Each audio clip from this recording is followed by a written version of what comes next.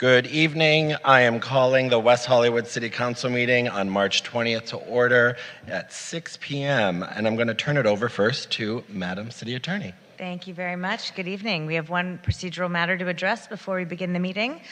As we discussed at the last meeting, AB 2449 created an opportunity for members of the City Council to teleconference into meetings under the Brown Act if there's just cause or a physical or a family medical emergency. In order to use AB 2449, the member of the body requesting to teleconference makes the request to participate remotely, and the City Council will take action to approve the request before we start the meeting. There are a limit on the number of times this bill can be used in a calendar year, just so everybody knows. Since we already have the ability for the public to make comment over the phone, and because we already have broadcasts of our meetings over multiple TV and web-based platforms, we're able to accommodate this request and meet the Brown Act's requirements. If the City Council approves teleconferencing, the member participating remotely must keep his camera on for the entire meeting and announce if there is anyone over 18 years old present in the room at the remote location. We will stop the meeting if the broadcast is interrupted, and all votes will be taken by roll call. So we have one council member who has requested to participate remotely tonight for health reasons that prevent him from being present in council chambers tonight. If the council agrees, please to allow the council member to teleconference, we can please make a motion and a second. So make a motion. Go ahead. Great. We have a motion by Councilmember Byers, a second by Councilmember Meister. Can I get a roll call, Madam City Clerk? Yes, thank you, Mayor, for this evening. Just for now. Councilmember Byers. Aye. Councilmember Meister. Aye. Mayor Pro Tem Erickson. Aye. The motion passes. Thank you. Councilmember Heilman, can you please report if there are any individuals 18 years of age or older present with you in the room? There is no one present in the room. I'm required to isolate. Thank you. Thank you. Please keep your camera on for the entire meeting, and if you need to take a break, please let myself or the city clerk know, and we can recess.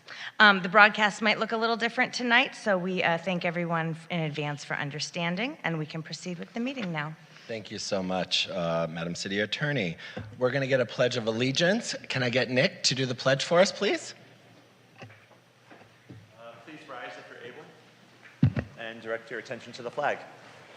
I pledge allegiance to the flag of the United States of America and to the republic for which it stands, one nation, under God, indivisible, with liberty and justice for all. Thank you. Thank you so much, Nick. Madam City Clerk, can I get a roll call, please? You may. Councilmember Byers. Present. Councilmember Meister. Here.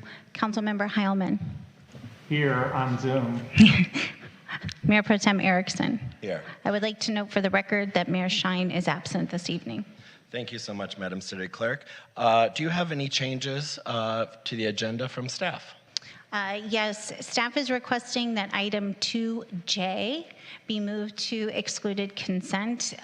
In the agenda packet, which was posted online, the item posted was 2I rather than 2J.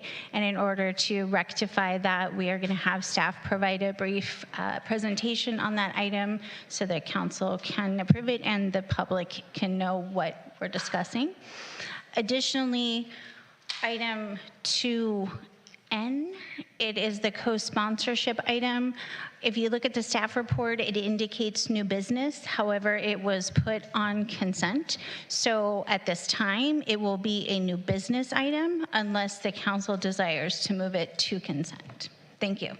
Thank you so much, Madam City Clerk. Do any of my colleagues have any changes? I'm going to start like last meeting, and I'm going to call on people. Sure. Councilmember Byers? I would like to suggest we move item 5B, the second annual Pride Pickleball Tournament, to consent, as well as item 5D, the appreciation luncheon, and let's just get 2N back on consent, the co-sponsorship of Lavo Volleyball Tournament, if people are so willing. Sounds good. Councilmember Meister, do you have anything? Yeah, thank you. I was going to suggest 5C, which is the fire department review of new development projects, and item 6A, which is the ordinance amending portions of Title II, Article 1, Section 2 of the West Hollywood Municipal Code, revising council bylaws. Did you want to pull something? Oh, and yes.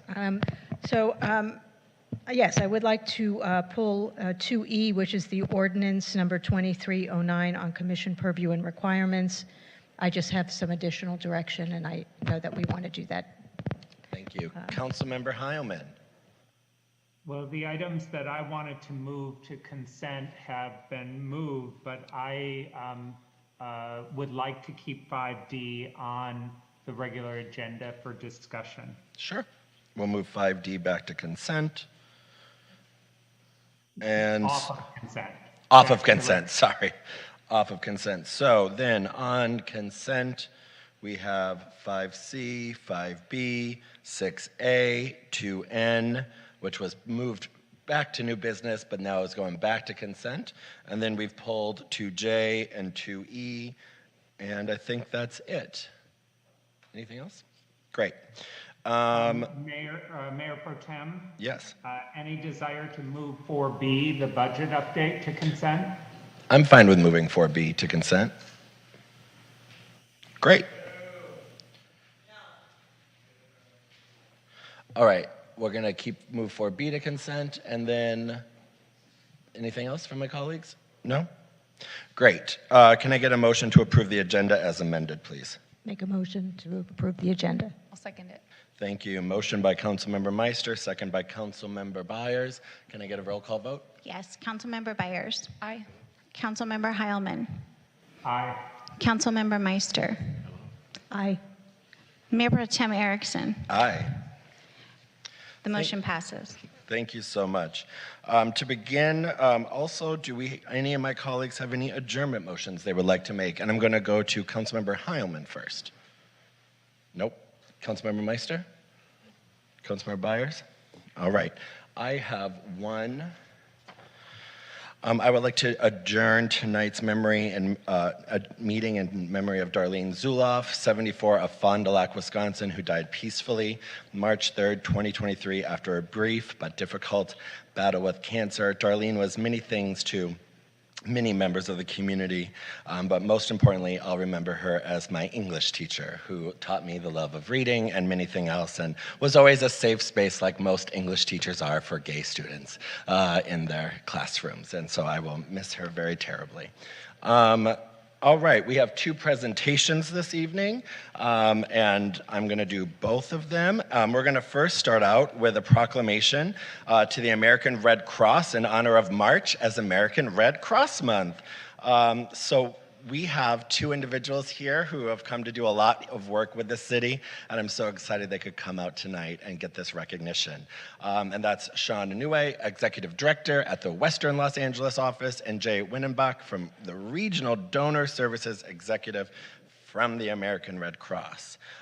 Whereas in times of crisis, people in the city of West Hollywood come together to care for one another, this humanitarian spirit is part of the foundation of our community and is exemplified by American Red Cross volunteers and donors. And whereas in 1881, Clara Barton founded the American Red Cross, turning her steadfast dedication for helping others into a bold mission of preventing and alleviating people's suffering. And whereas today, more than 140 years later, we honor the kindness and generosity of Red Cross volunteers here in West Hollywood who continue to carry out Clara's life-saving legacy and who join the millions of people across the United States who volunteer, give blood, donate financially, and learn life-preserving skills through the Red Cross. And whereas contributions to the local Red Cross volunteers give hope to the most vulnerable in their darkest hours, and whereas the Red Cross provides about 40% of the nation's blood and blood components from all generous volunteer donors, the Red Cross estimates that 1 in 7 patients entering the hospital will need a blood transfusion, where they are accident and burn victims, heart surgery and organ transplant patients, or receiving treatment for leukemia, cancer, or sickle cell disease. To meet the needs of these patients, the Red Cross must collect approximately 12,500 blood and nearly 3,000 platelet donations every day. And whereas in recognition of Red Cross Month, the city will encourage residents and community members to join us in celebrating by training, by donating blood or platelets, or participating in the first aid or CPR training to help in a case of emergency, or specifically all the great work that they did with the advanced study leading to a lot of the revolutionary work being done at the federal level to alleviate the draconian laws placed on men who have sex with men and gay and bisexual men and peoples. Now, therefore, let it be resolved. I ad-libbed that part. Now, therefore, let it be resolved that the City Council of the City of West Hollywood hereby recognizes March as American Red Cross Month and extends its gratitude to the organization and volunteers for all they do local, nationally, and globally. And at this time, I would like to invite up our distinguished guest to come down here and take a photo. And John, just give a thumbs up in the background.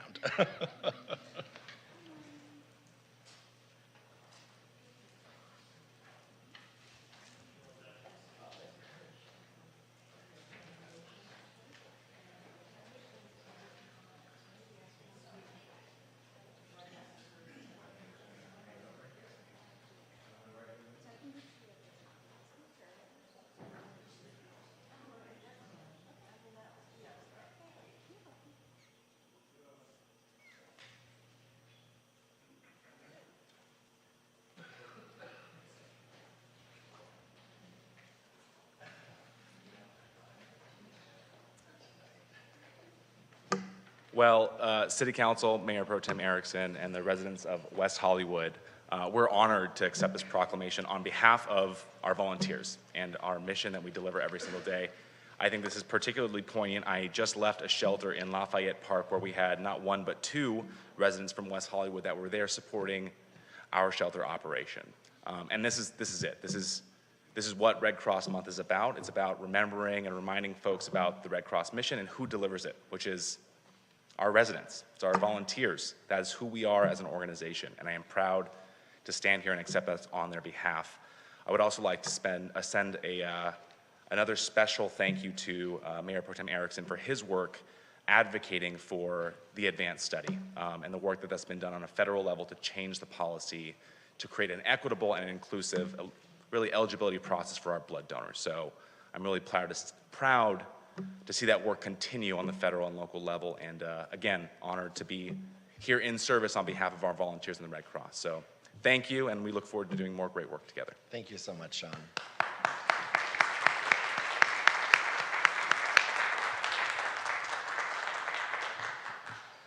Thank you so much. We have one more.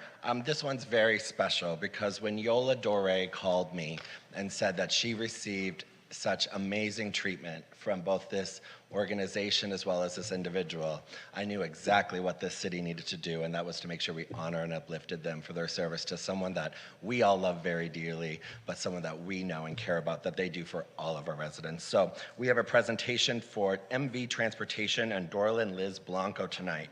I would like to honor and recognize MV Transportation and Dorlin Liz Blanco, their Operations, Safety, and Training Manager, for going above and beyond to meet the diverse needs of West Hollywood's community. During the pandemic, MV Transportation helped support the city's efforts in delivering emergency meals and packaged groceries to vulnerable residents.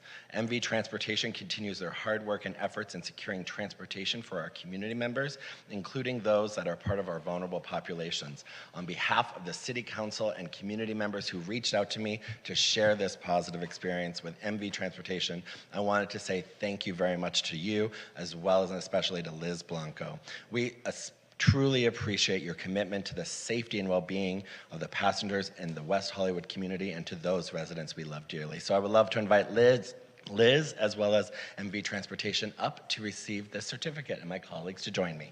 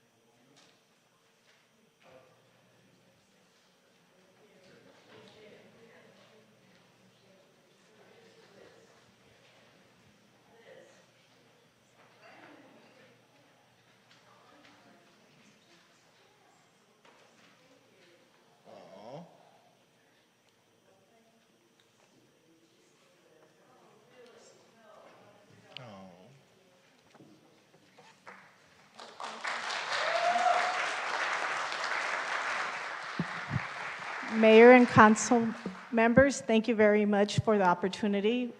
We've been doing this for quite some years. We take pride and passion in what we do. We care about our riders, our passengers, our clients. And you're absolutely correct. When COVID hit, we didn't know what we were going to do for our riders. So we came into agreement with the city to provide lunches and deliver the meals from JFS and Project Angel Foods, and it was a delight to be able to keep our employees working as well as feeding the residents. So Lynn has been, she started off with the services as a driver and gradually promoted as dispatch supervisor, and ultimately she's our operations safety manager. She really takes pride, and I commend her for all her hard work. She's my right hand, and I couldn't do it without her. So again, thank you very much for the opportunity.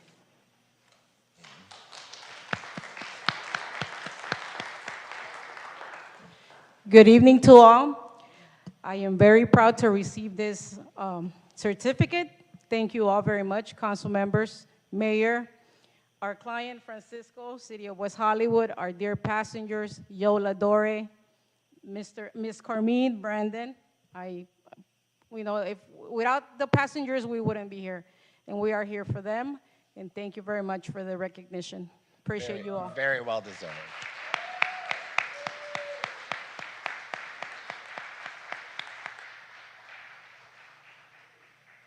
All right, we're going to move on to public comment.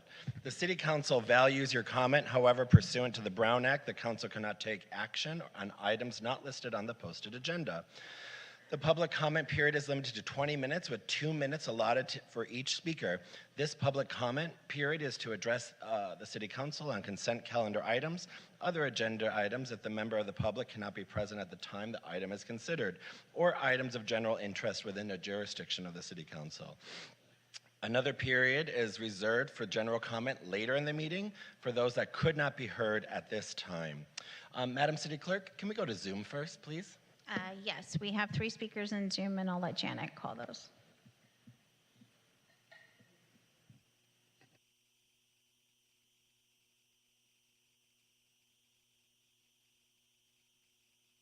Apologies, issues with the microphone. Our first speaker on Zoom this evening is Yola Dore, to be followed by Mikey Friedman. Yola, you will have 2 minutes. Please press *6 to unmute yourself.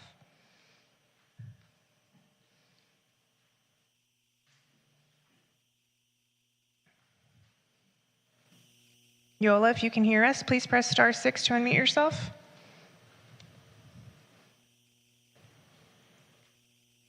Good evening, Mayor Pro Tem, Council, staff, and honored guests.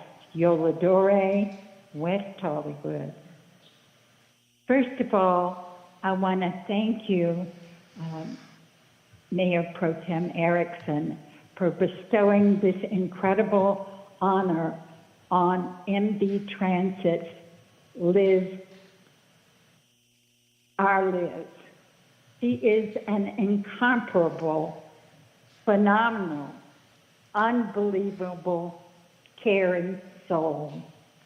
She not only does an excellent job, but she takes the time to check on us, those of us that may have disabilities, those of us that have families with challenges, and so forth. She's there for us when we need her, and she helps every turn of the road. Second of all, I want to take a moment to thank you for supporting the new bill that ZBAR is putting forward about residents that have disabilities that may need to move to a lower unit. Staying as part of West Hollywood's disabled population, accessibility is critical to our future. So I implore you, please support this bill and others like it that will include us in the vision of our city that we love. Thank you so much. Thank you, Yola. Our next speaker on Zoom is Mikey Friedman, to be followed by Alan Wylion. Mikey, you will have 2 minutes. Please press *6 to unmute yourself. Good evening, Mikey Friedman. Good evening, everybody. Commissioner Steele, during the last Public Safety Commission meeting, chided Larry Block for texting her during the meeting, and she was right. However, during the city council meetings, I have noticed that some city council members are texting during public comments, presentations, and other council member comments. I'm guilty of having back and forth conversations with the city council members myself. I promise to no longer do that, and I would humbly like to request that you also refrain, because if a person is taking the trouble to come or call with a presentation or comment, they should have the council's full attention. Your attention should not be divided, even though I know that all of you are capable of multitasking. Regarding item 2F, liability and insurance is required by outzone applicants. The applicant shall, at its own cost and expense, procure and maintain in force policies of commercial general liability for $1 million per occurrence and $2 million in general aggregate. Why hasn't this been required in scooter company contracts? I don't understand that. And lastly, regarding items 2L and 2O, these are two films that the city is sponsoring. What I'd like to know is, why is the city not sponsoring J'accuse, which is a film about Holocaust deniers? The Jewish population of West Hollywood, both straight and LGBTQI+, is probably greater than the audience that might view these other two films. And many of the Jewish families might have history that deals with the Holocaust. They are also, like the rest of the country, facing rising anti-Semitism. West Hollywood is a city that celebrates everyone, not just the LGBTQ+ community, everyone, but it's not being shown here. So please, change your mind and show this film. Thank you very much. Have a great meeting. Thank you, Mikey. Our next speaker is Alan Wylion, to be followed by Adam Darvish. Alan, you'll have 2 minutes. Please press *6 to unmute yourself.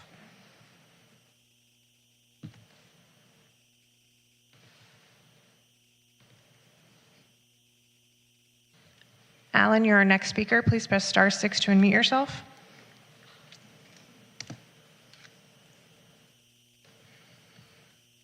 Item 2K, and I have a comment with regard to item 2K and item 6. I figure I should do it when they're called, not now. This is your time to speak, Alan. Go ahead for both items. No, I'm not speaking on both items. I'm speaking on each one individually, as I'm allowed to do, because it is an agendized item, item 2K and 6. 6A was moved to consent, so this would be your time to speak. Go ahead, 2 minutes. 6A can't be moved to consent because I oppose it. I'm objecting to it. And Alan? It can't be moved to consent, and I file papers with regard to that. Alan, you have 2 minutes to address the city council. Address the entire city council. Your 2 minutes begin No, now. I'm not going to address the entire city council. I object to your autocratic effort to quelch objection to an item that's on an agendized calendar, which you cannot move to consent, because I objected to it and I filed papers objecting to it. Your conduct in changing the rules and changing the time for comments on agendized items from Mr. 3 Wylion? to 2 minutes is illegal. Mr. Wylion, this is the city clerk. Yes. I don't mind having a conversation with you offline, but we are doing public comment for the city council meeting. You have 2 minutes. You can take your 2 minutes, and you will have that time to speak on public comment or the items that were moved to consent. Please start his time Fine, once he so I starts can, talking. so when you Go ahead and call use your consent 2 minutes. calendar, Sir, you're... can I object to it at that time? Sure.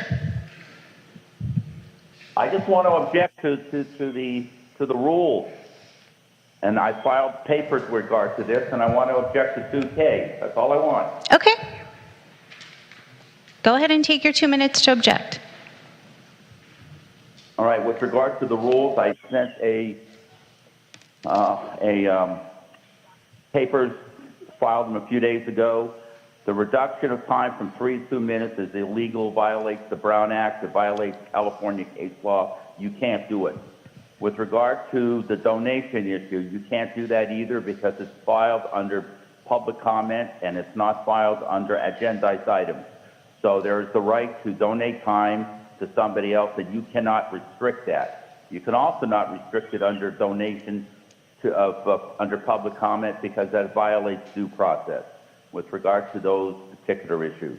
There are 2 other issues I wanted to talk about dealing with changing the right to appeal, which deals with the question of whether or not anyone else can file an appeal if someone else obtains the requisite numbers of signatures. And there's no reason why someone else cannot file their own appeals even though they can't get the signatures, because it requires such a massive effort and degree.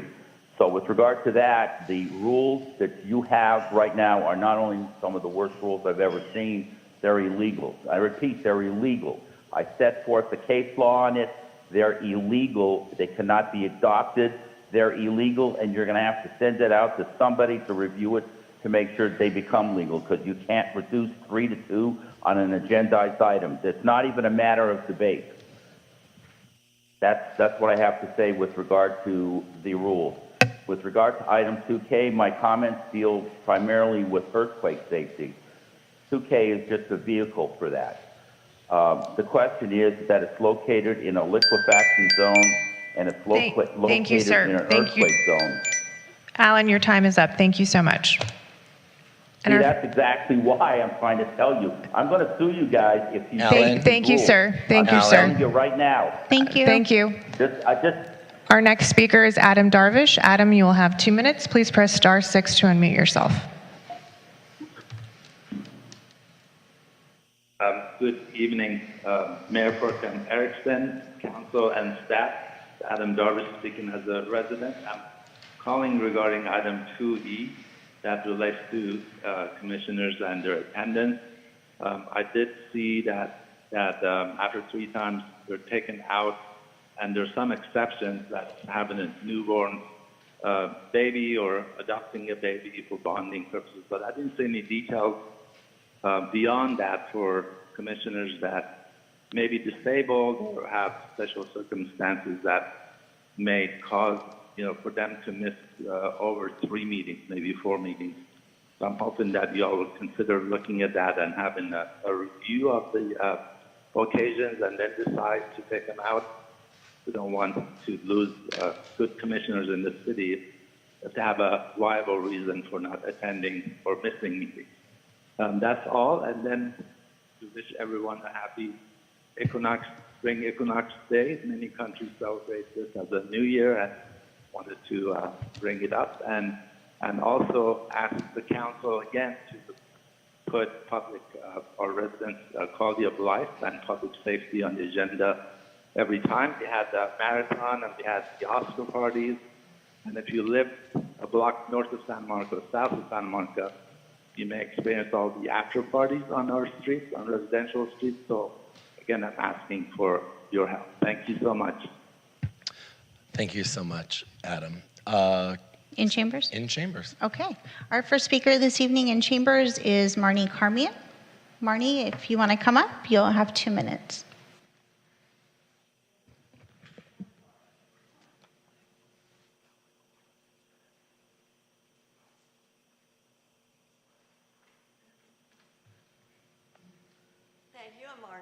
And John, it's so good to see you even virtually.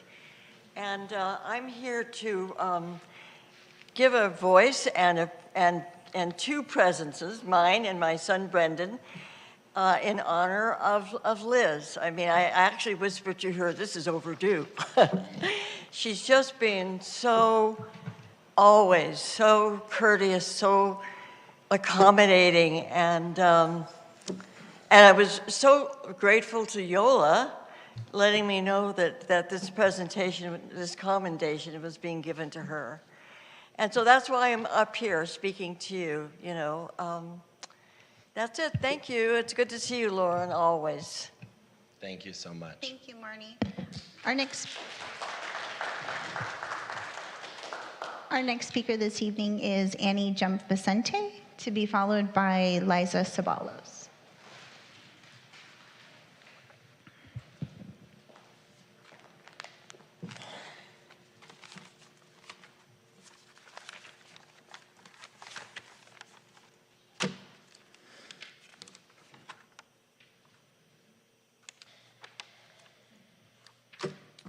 take your virtual signaling and go shove it up your fucking asses.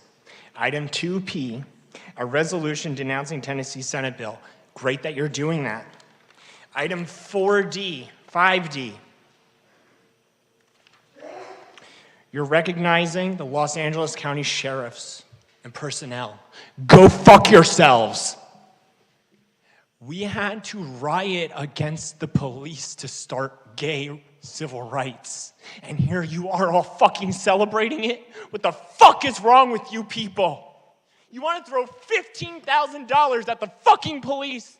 Chelsea, you told me in our private meeting this motherfucker wouldn't be standing here because while members of the audience, I don't care. I'm addressing all of you. Address all of us. I am. Do not address Fine, a I single will. one. I can address all of you individually or singularity because that's what it means to do that in a public comment, okay?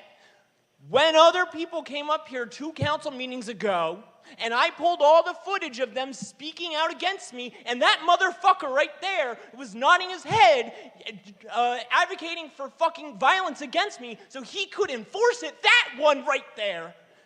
I was told by someone here that that man or anyone else wouldn't be here. I came here today to demand a trans sanctuary city. With item 4D, you fucking guarantee that I shouldn't even be here asking for such shit. Why the fuck should I even ever come here and ask from anything from any of you? In the same meeting, you're denouncing people violent against trans, and then in the same meeting, you're going to praise the people who enact the violence on trans people. What the fuck is wrong with you? So I guess I'm advocating for a trans sanctuary city here? I don't know. What's the point? Fucking griping, man. Thank you, Annie. Your time is up. Yeah, go fuck you. Next speaker, please. Liza Ceballos, to be followed by Mark Killingham. Hello, council members. My name is Lisa Ceballos. As many of you guys know, I'm one of the program coordinators and community specialists at the Trans Latino Coalition, which serves a TGI community that resides in the city of West Hollywood. I'm here tonight to urge the City Council to continue funding the Coalition for Economic Survival Tenants and Outreach Assistance Program, at least until June 2024 at least. As one of the leaders of a nonprofit organization serving the marginalized and community that is highly vulnerable and unlawful, evicted, harassed, to other mistreatment from landlords, I need to know that I can really rely on somebody like Eugene, and the CES to educate our clients to their tenants' rights and to provide them the legal consultation above and beyond to protect their rights. Eugene has done multiple staff trainings, not only to staff, but to clients and individually groups and counseling for us in the past and continues. A lot of our community members were unable to receive this type of assistance anywhere else until Eugene started working at the CES as the West Hollywood Tenant Outreach Organizer. I'm strongly urging the council members to allow funding to the CES into the next year city budget to look on making Eugene's position permanent. Thank you so much. Thank you so much for your time. Thank you, Liza. Our next speaker is Mark Killingham, to be followed by John Allendorfer.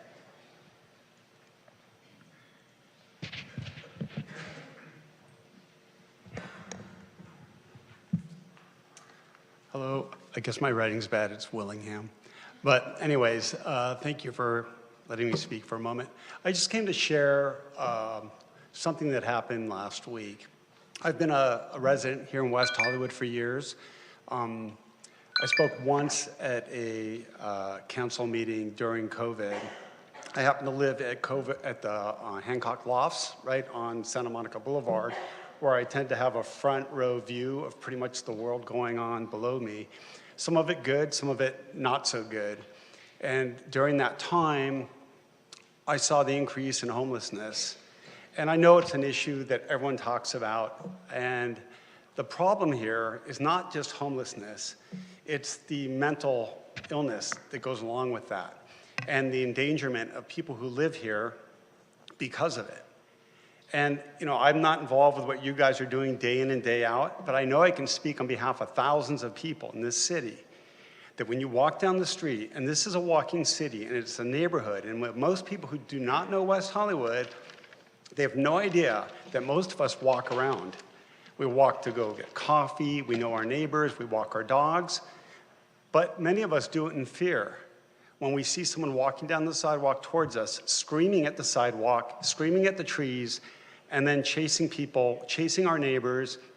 Twice last week, when I was traveling out of the country, my wife was chased by a homeless person. One at Romaine and Kings Road, the person said, "I'm gonna kill you," took off after her.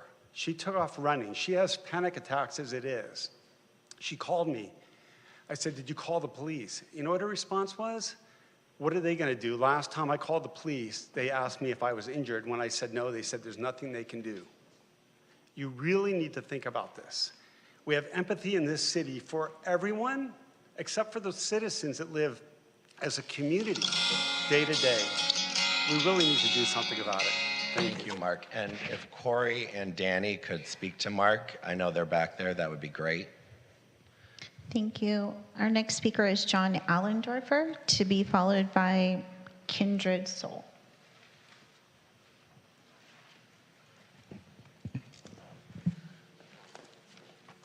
Good evening, resident of West Hollywood, John Allendorfer. Good evening, Mayor Pro Tem Erickson, and this is my first time speaking this year. Congratulations on Meister coming back, and congratulations to Heilman and Byers on the council. I am here happily to announce that SIA, the Seniors in Action, is returning next week to in-person sessions on Tuesday, March 28th at 2 p.m. in the community meeting room next to the West Hollywood Library. That's upstairs, the community room. After 2 years of Zoom sessions, the Senior Advisory Board, in partnership with JFS, the Jewish Family Services, will be conducting gatherings in person that strengthen the senior community, that strengthen senior connections and senior conversations. During each session, there is a featured video TED topic that will teach something new or give us a new perspective. Everyone is invited to participate in engaging discussions and unique activities that relate to the day's topic. We welcome all adults, 55 and over. So that's a lot of people. So this activity is offered only on the west side. I mean, Plummer Park, they do great things, but there's nothing here on the west side for seniors. So come on down next Tuesday, the 28th at 2 p.m. to make friends, to renew connections, and to make room for a lively conversation. And our whole idea is to give the seniors a sense of community in this city. Thank you. Thank you so much, John. Thank you, John. Our next speaker is Kindred Soul, to be followed by David Nash.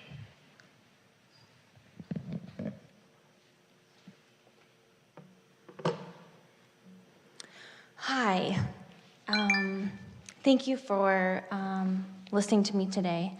I also think it's awesome that you guys are denouncing the Tennessee drag show law bill. I do think that there could be a little bit more support from the city for trans folks, especially, what's going on in the East with trans kids' rights. I appreciate the things that have been done for the gay community and the trans community, but I just feel like there isn't a sense of emergency that I know that I feel as a non-binary person, and I know that my friends feel, and just everyone in the trans community feels. The actions being taken away for healthcare for trans kids is like basically a modern genocide in like a very specific way. Because if you are taking away people's healthcare and their reasons for living and these things that have been proven to help, it's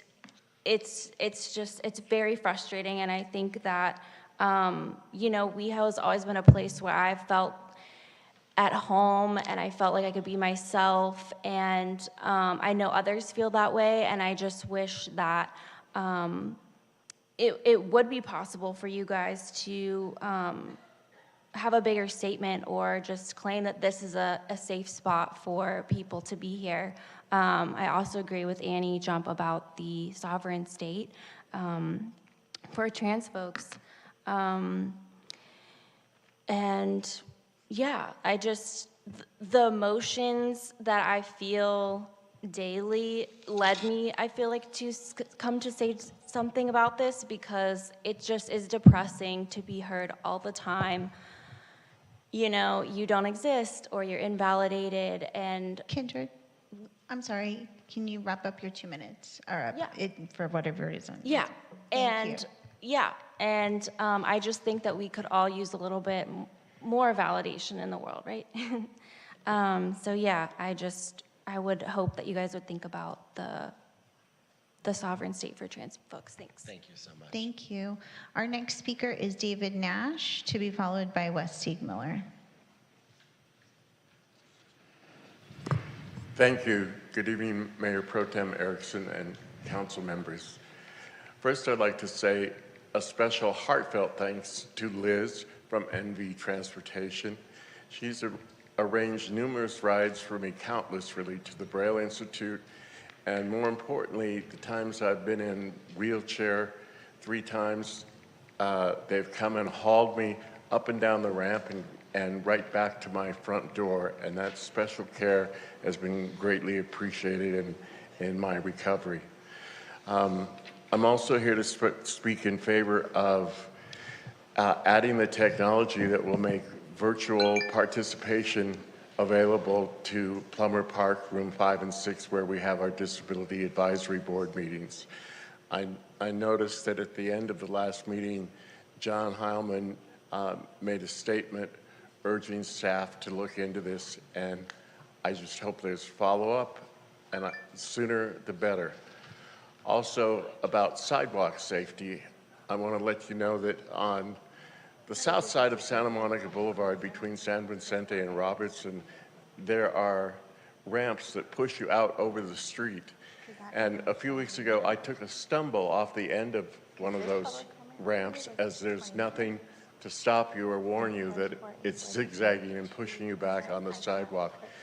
And I think until December is an awfully long time, or till next year, I believe, to make those adjustments to open up our sidewalks. When I first moved here, we had the wonderful project to widen the sidewalks. Now we've gone down to barely ADA compliance. I'd also like to thank my food deliverer, Eric from Project Angel Food. I ran into him tonight, and like Liz, he does his work with cheer, caring, and kindness, and I greatly appreciate that always. So thank you very much. Good evening. Thank you, David. Our final speaker for public comment this evening is Wes Siegmiller.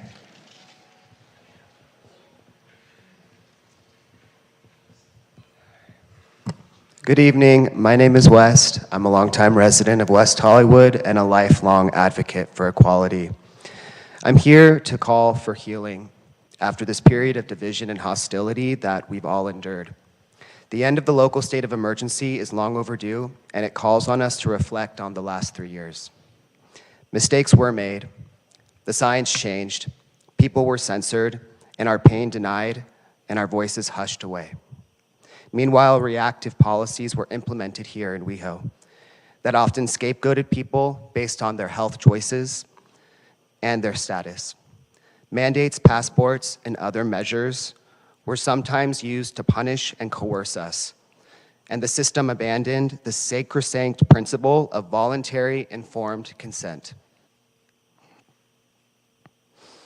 The people of West Hollywood who were subjected to this discrimination and segregation deserve a meaningful consideration of their experiences, not to be judged, ignored, or denied.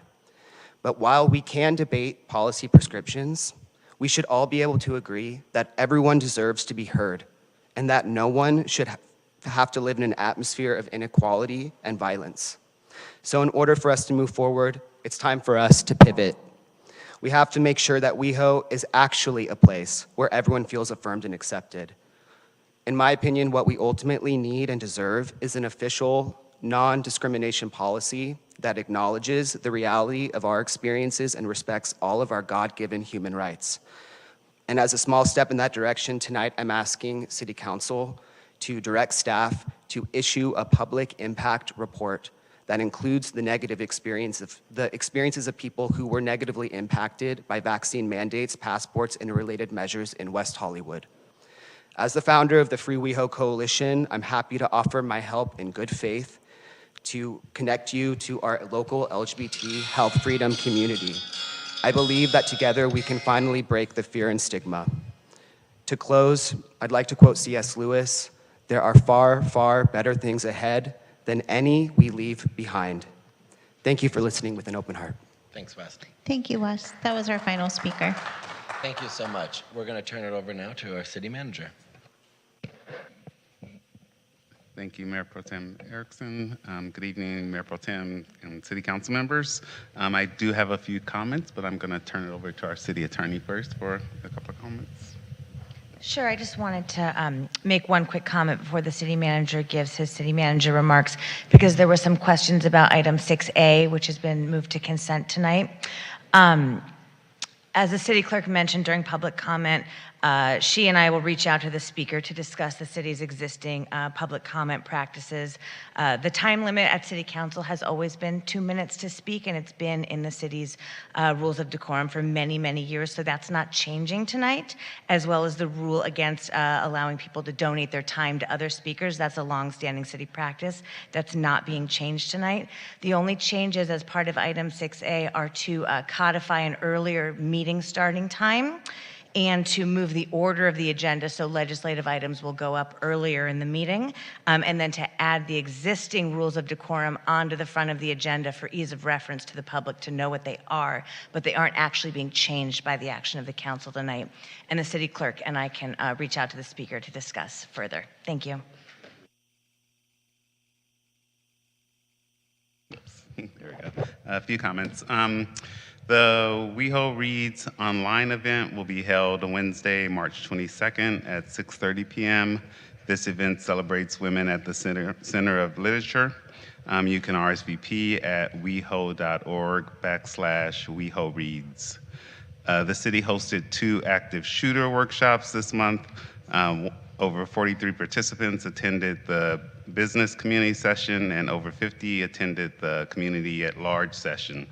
A survey was sent to those who participated to obtain feedback.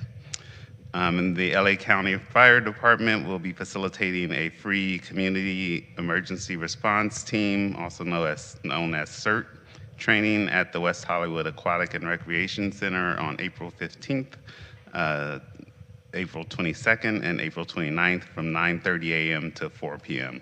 Space is limited, and community members are encouraged to sign up as soon as possible by emailing safety@weho.org. The city is offering another round of bystander intervention training this week for employees of businesses that serve alcohol for on-site consumption. Please email code@weho.org for more information. And the city is also conducting a survey of the West Hollywood business community to understand the value and impact of Halloween events. This will inform the next steps as we develop a plan to support local businesses during Halloween 2023. For more information, contact the Business Development Division at business@weho.org. We did move the budget to consent, the budget update, but I just wanted to provide a quick overview of that. Based on the review of the city's current information, the city continues to recover from the impacts of the COVID-19 pandemic. The mid-year update presents an increase in revenue projections from the June 2022 adopted budget to cover over $9 million in supplemental allocations since that time. Current revenue sources have recovered to pre-pandemic levels and in many cases exceed those values. And revenues are expected to continue to increase at a moderate pace during the second half of the fiscal year. We are cautiously optimistic as we continue to monitor the growing state budget deficit projections, bank failures, and the potential for an economic recession. But we remain conservative in our budgeting projections, and the mid-year update includes a modest surplus at the end of the fiscal year.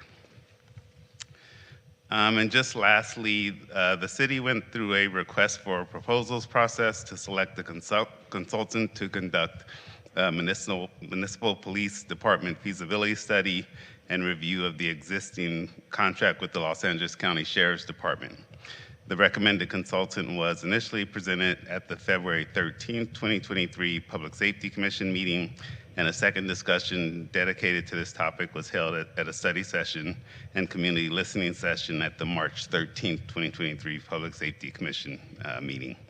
Based on the comments from the public during those meetings, staff will not be bringing forth a recommendation to the City Council to select a consultant to conduct the municipal police force feasibility study and review of the existing LASD contract at this time. As we pause this process, we will continue to focus on the implementation of the city's community safety and well-being strategy, which includes law enforcement, trust, transparency, and accountability as an integral system priority. More information on the community safety and well-being strategy is available online at weho.org/CSWB.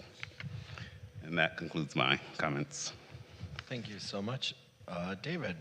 Madam City Clerk, can we get a fiscal impact on tonight's City Council consent agenda? Yes, Mayor Pro Tem. The fiscal impact on tonight's consent calendar with the addition of items 4B, 5B, 5C, 6A, and the removal of items 2E and 2J is $3,000 in expenditures, $19,337 in revenue, and $1,540 in waived fees. Thank you so much. May I get a motion from one of my colleagues? I'll move it. All right, motion by Councilmember Meister. Second. Second by Councilmember Byers. Can I get a roll call, please, Madam City Clerk? Yes, we have a motion on the floor to approve tonight's consent calendar. Councilmember Byers. Aye. Councilmember Heilman. Aye. Councilmember Meister. Aye. Mayor Pro Tem Erickson. Aye. The motion passes. All right, thank you so much. Moving right along, we have no public hearings. We're going to go to unfinished business. Item 4A, update on utilization of West Hollywood's emergency funds in response to the COVID-19 pandemic. Our amazing staff, take it away. Well, thank you, Mayor Pro Tem. I'm Christoph Schroeder. I'm the Director of Human Services and Rent Stabilization for this city, and I'm joined by Leslie Eisenberg, our Acting Social Services Manager, and John Hollab, our Rent Stabilization Manager. We've laid out in the staff report a number of items that are updates of the utilization of the emergency funding during the COVID pandemic, and all three of us are available for any questions should the council have them. Great. Do any of my colleagues have any questions? John? Or Councilmember Heilman, apologies. Yes, thank you. And thank you for your work in coordinating all of these emergency services throughout the pandemic. It was obviously extremely needed. The one question I have is about the assistance programs. I certainly support extending the program with Betsedic another year until 2024. But I don't understand the recommendation to merely extend the CES tenant assistance program until June of 2023. If the reason for extending Betsedic for another year is that we know evictions are going to occur, that tenants are now going to be faced with the difficulty of paying the back rent, don't we think that the assistance that the CES program is providing is still very much needed for the upcoming year? Thank you, Councilmember Heilman. To your original question, the reason it wasn't extended similarly was it was tied directly to the emergency order. The legislative history of the item was back in 2020, it was brought at the request of then Mayor Horvath, I believe, and the council approved it at that time, and it was based upon a bundle of programs that we were launching to respond initially to the impacts of the pandemic at that time. And so the contract was then repeatedly extended over the years, and it was set to terminate this month along with the emergency order, but we are extending it until the end of the fiscal year to review that contract. So it's different. It provides a different type of service to the community. It's more of education and community organizing. Betzedic, it provides legal representation and is critical to the needs of our community when they need it most, obviously. And so that was the difference in the view of the two contracts, if that answered your question. Yes, I don't know that I necessarily agree with it, but I understand your position. But council certainly has the authority tonight to extend that another year, correct? That is correct. All right, thank you. Thank you so much, Councilmember Heilman. Councilmember Meister, do you have any questions for staff? Councilmember Byers? Councilmember Heilman took my question. I'm going to turn it over to the public. Melissa, let's go. Do you want to do Chambers or Zoom? Let's do Zoom first. Just that way we get that one out of the way first. Do we have any speakers in Zoom? There you go. All right. Thank you so much, Melissa. Thank you. Rafael Gamon, and if I mispronounce or it's because I couldn't read the speaker slip. So Rafael is our first speaker this evening, to be followed by Shannon Martellaro. And you can bring the dog with you, Rafael, if you want. We enjoy a dog.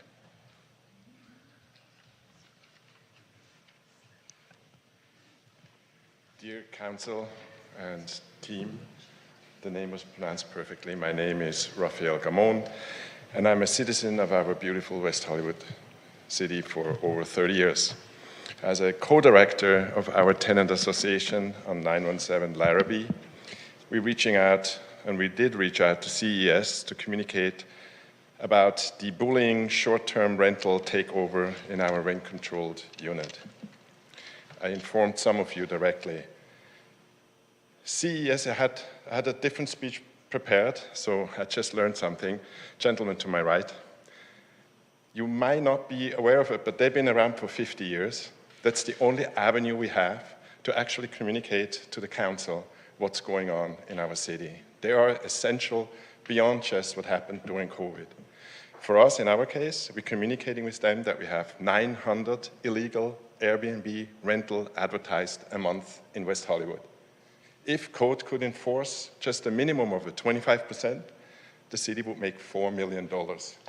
You might want to reconsider that. So for me, I say thank you to the council to listen to our issues. There are many of us that are in the same boat. COVID has been difficult, and I understand the owners of our buildings would like to make more money. They lost a lot of money, I get that. But that should not happen on the shoulders of people that have a rent-controlled unit. It will also curb homelessness, as you can read in LA Times last week. They had a big article on it. West Hollywood, WehoTV has wrote about it too. Please read those articles. Thank you for having me. Thank you for giving us the chance to communicate with you. Thank you. Thank you, Rafael. Our next speaker is Shannon Martellaro, to be followed by Roberto Gonzalez. Hello all, this is my first council meeting, so thank you, pleasure to meet you all. I'm a long-term resident, and I'm speaking on behalf of my neighbors and friends as well regarding these short-term rentals, and essentially, as of late, being very much bullied by our building management to try to get us to move out for their own monetary benefit, plus just now turning into corporate rentals. We all have contacted you guys, code, what have you, but I would just appreciate anything you guys could do on this behalf, because it's our own safety at that point with these quick turnarounds, telling these ads to come and party in this city of ours that, we don't feel safe anymore. And then additionally, just updates to our building regarding safety hazards, building deployment of funds that are not migrated in the right ways, and then more so taking up the management and their own needs. So thank you for having us. I appreciate anything you guys could do, and thank you for having me here. Thank you so much. And sorry I went lower while you were giving your speech. The next speaker, please, Madam City Clerk. Our next speaker is Roberto Gonzalez, to be followed by Steve Legrand.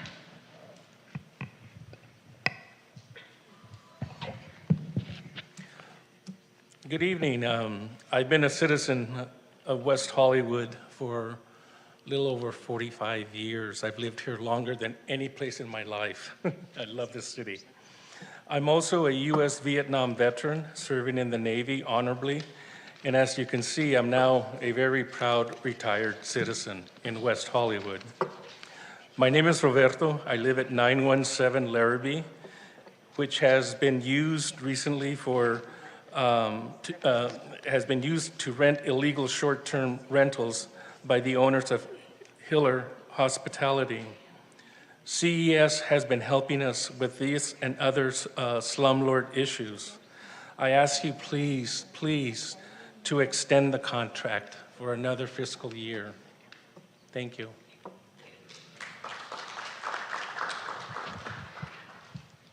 Our next speaker is Steve Legrand, to be followed by Kimberly Strauss. Good evening, Mayor Pro Tem, council members, and gentlemen. I'm just here to add my voice to the little chorus we've got going over there. I've been a 15-year resident of 917 Larrabee, proud to be the longest place I've ever lived. I helped put the traffic circle in that corner, and I know the power of the citizens' voice here. I just want to add mine to theirs to speak on behalf of the CES, who has been instrumental in guiding us into a tenants association to gather our voices, gather our steam, put our ducks in a row to fight against this illegal Airbnb. So I can't speak highly enough about what the CES does, and I just want to add my voice to the plea to fund them for one more year, because what they do is invaluable. Thank you so much. Kimberly Strauss, to be followed by Jalen Schoenfeld.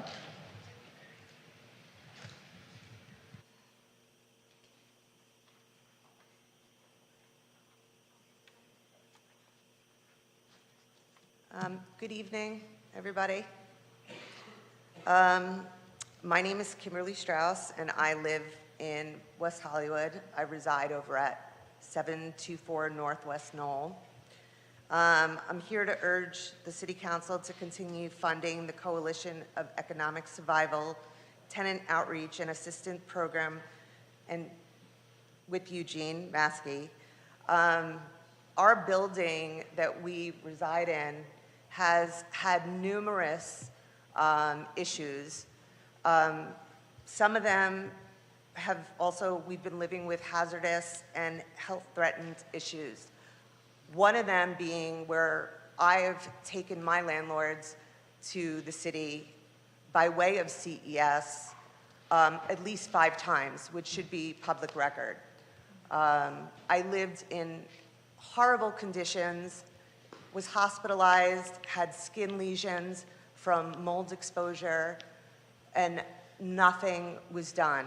I had to wait months and months and months to get a hearing to force them to remove me from my unit and put me in temporary housing until I was able to return back to my unit. Our building has experienced bed bugs, fires, chemical hazards, spills. Nothing has been done about it. The minute COVID happened, they were so quick to start eviction processes on a lot of my neighbors Some of them had open files with the government. Still today, they're trying to evict people for having door cams due to the increased violence in our building. The sheriff's department knows our building very well, sadly. And a lot of it has to do with the homeless crisis. I'm still waiting for our appointment. You're waiting for Our appointment with to talk more about these issues. But it's With who? really with you. with us. With us, yes. Okay. If you I texted Andy But it to. is really Great. important to keep this for another year going. understood, thank you very much for your comment. Thank you, Kimberly. Our next speaker is Jalen Schoenfeld, to be followed by Annie Jump Vicente.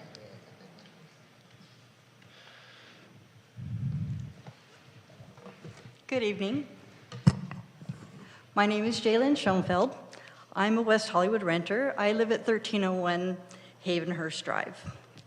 I'm also here to urge the City Council to continue funding the Coalition for Economic Survival Tenant Outreach and Assistance Program and Eugene Maysky's position with West Hollywood.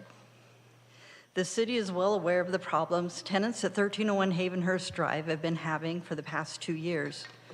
Before we started working with Eugene and CES, 2/3 of our neighbors, our former neighbors, were enticed with buyouts to leave their rent-stabilized apartments.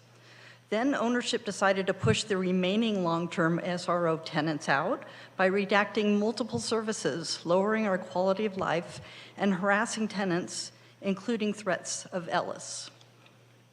Eugene Maysky helped us establish a tenants association, held frequent, regularly scheduled Zoom meetings with our residents, like he does with dozen or more buildings in West Hollywood, connected us with attorneys at CES clinics, and advised us on our rights and interaction with the landlord's management. He is always available to us via email or phone. He is a continual advocate for all of us with the City of West Hollywood. So far, we've had 2 city hearings and won both.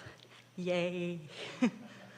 Therefore, we strongly urge you to continue funding for a much-needed tenant outreach organizer for West Hollywood tenants, and to recognize, as do we, the Coalition for Economic Survival Significance in protecting our rights and the well-being as tenants in West Hollywood. Thank you.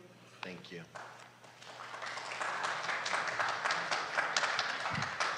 Thank you, Jalen. Our next speaker is Annie Jump Vicente, to be followed by Jeremy S.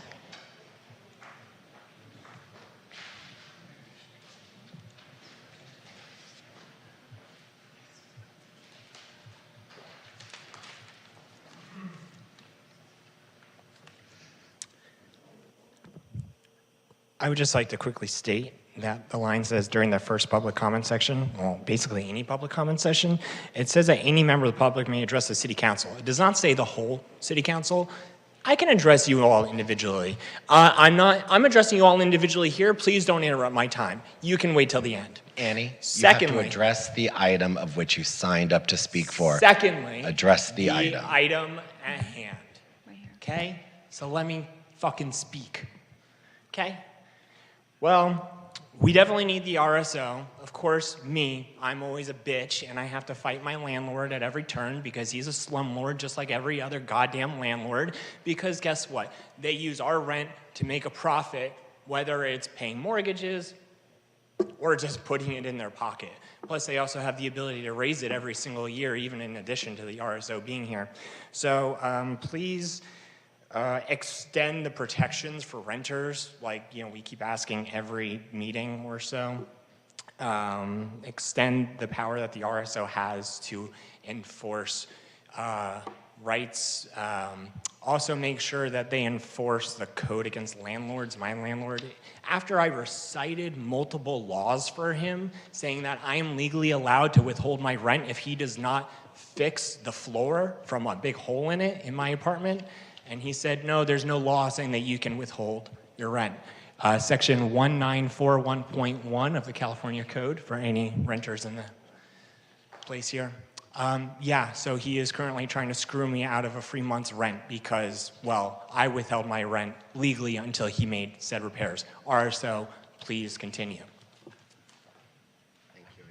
Thank you, Annie. Our next speaker is Jeremy S., to be followed by, and if I get this wrong, I'm sorry, Isma Mahid. Hi, I'm Jeremy. This is my first time doing this. This is exciting. It's lovely to be here. I've been in West Hollywood for like 15 years. Love it dearly. And I'm here to speak about CES. And I love how many people that came out here to speak about it because it is like an amazing program. I mean, we all have the ability to like help people, but CES and Eugene Maysky in particular goes above and beyond actually helping people. I would be living on the street right now if not for Eugene Maysky.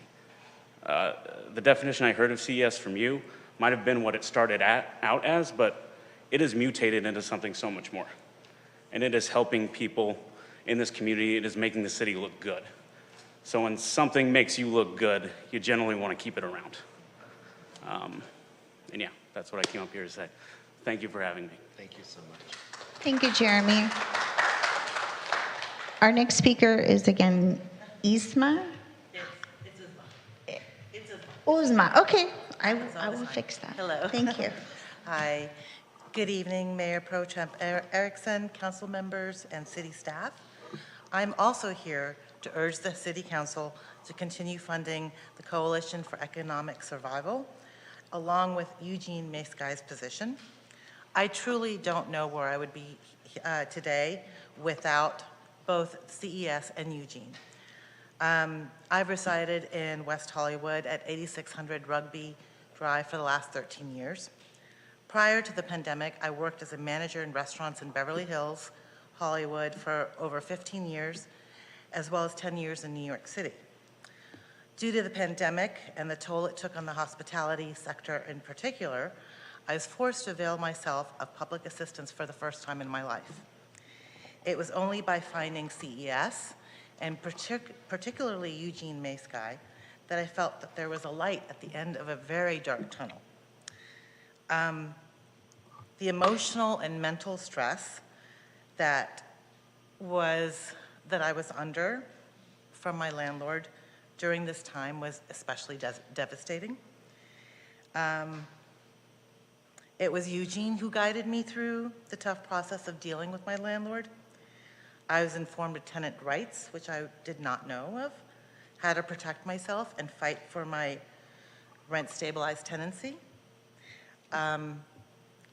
There are very few people. I have reached out to other programs in the city and in the state, contacted the state assemblyman's office, contacted Congressman Schiff's office, and I have to say it was Eugene and CES that went above and beyond, made themselves incredibly helpful. I've never met anyone like Eugene, who is so dedicated and tireless in his efforts to help people. It truly is remarkable and inspiring. Thank you very much. Thank you, Uzma. Our next speaker is Nella Agouf, to be followed by Mary Kate Lieberman.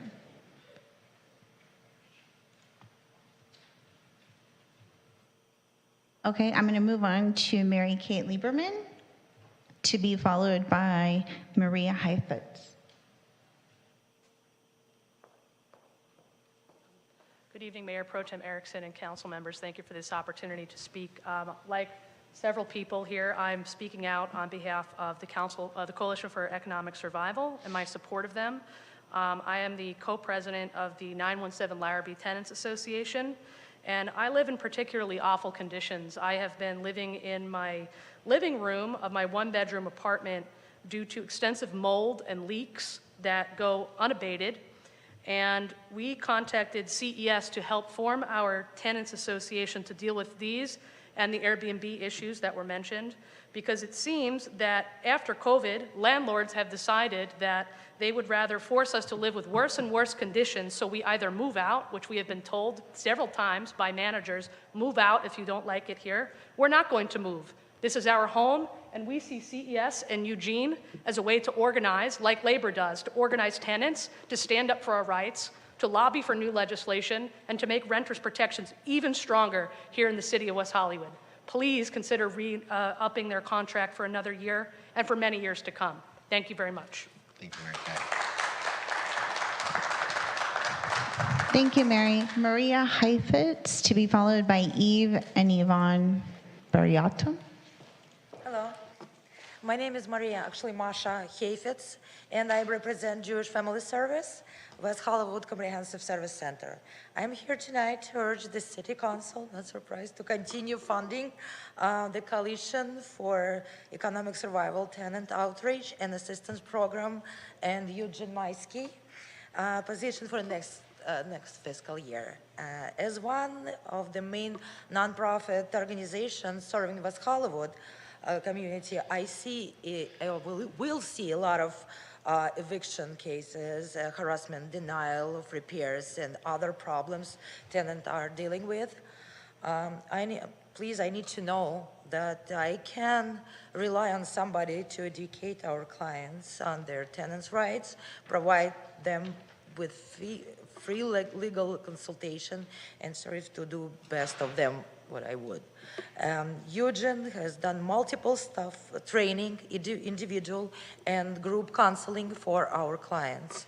And a lot of community members were not unable to receive this type of assistance anywhere else until Eugene started working at CS as West Hollywood Tenant Outreach Organizer. I'm strongly urging the council to allocate funding to CS for next year budget and look into making Eugene permanent in West Hollywood. Thank you. Thank you. Thank you, Maria. Our next speaker are Eve and Yvonne Bariato.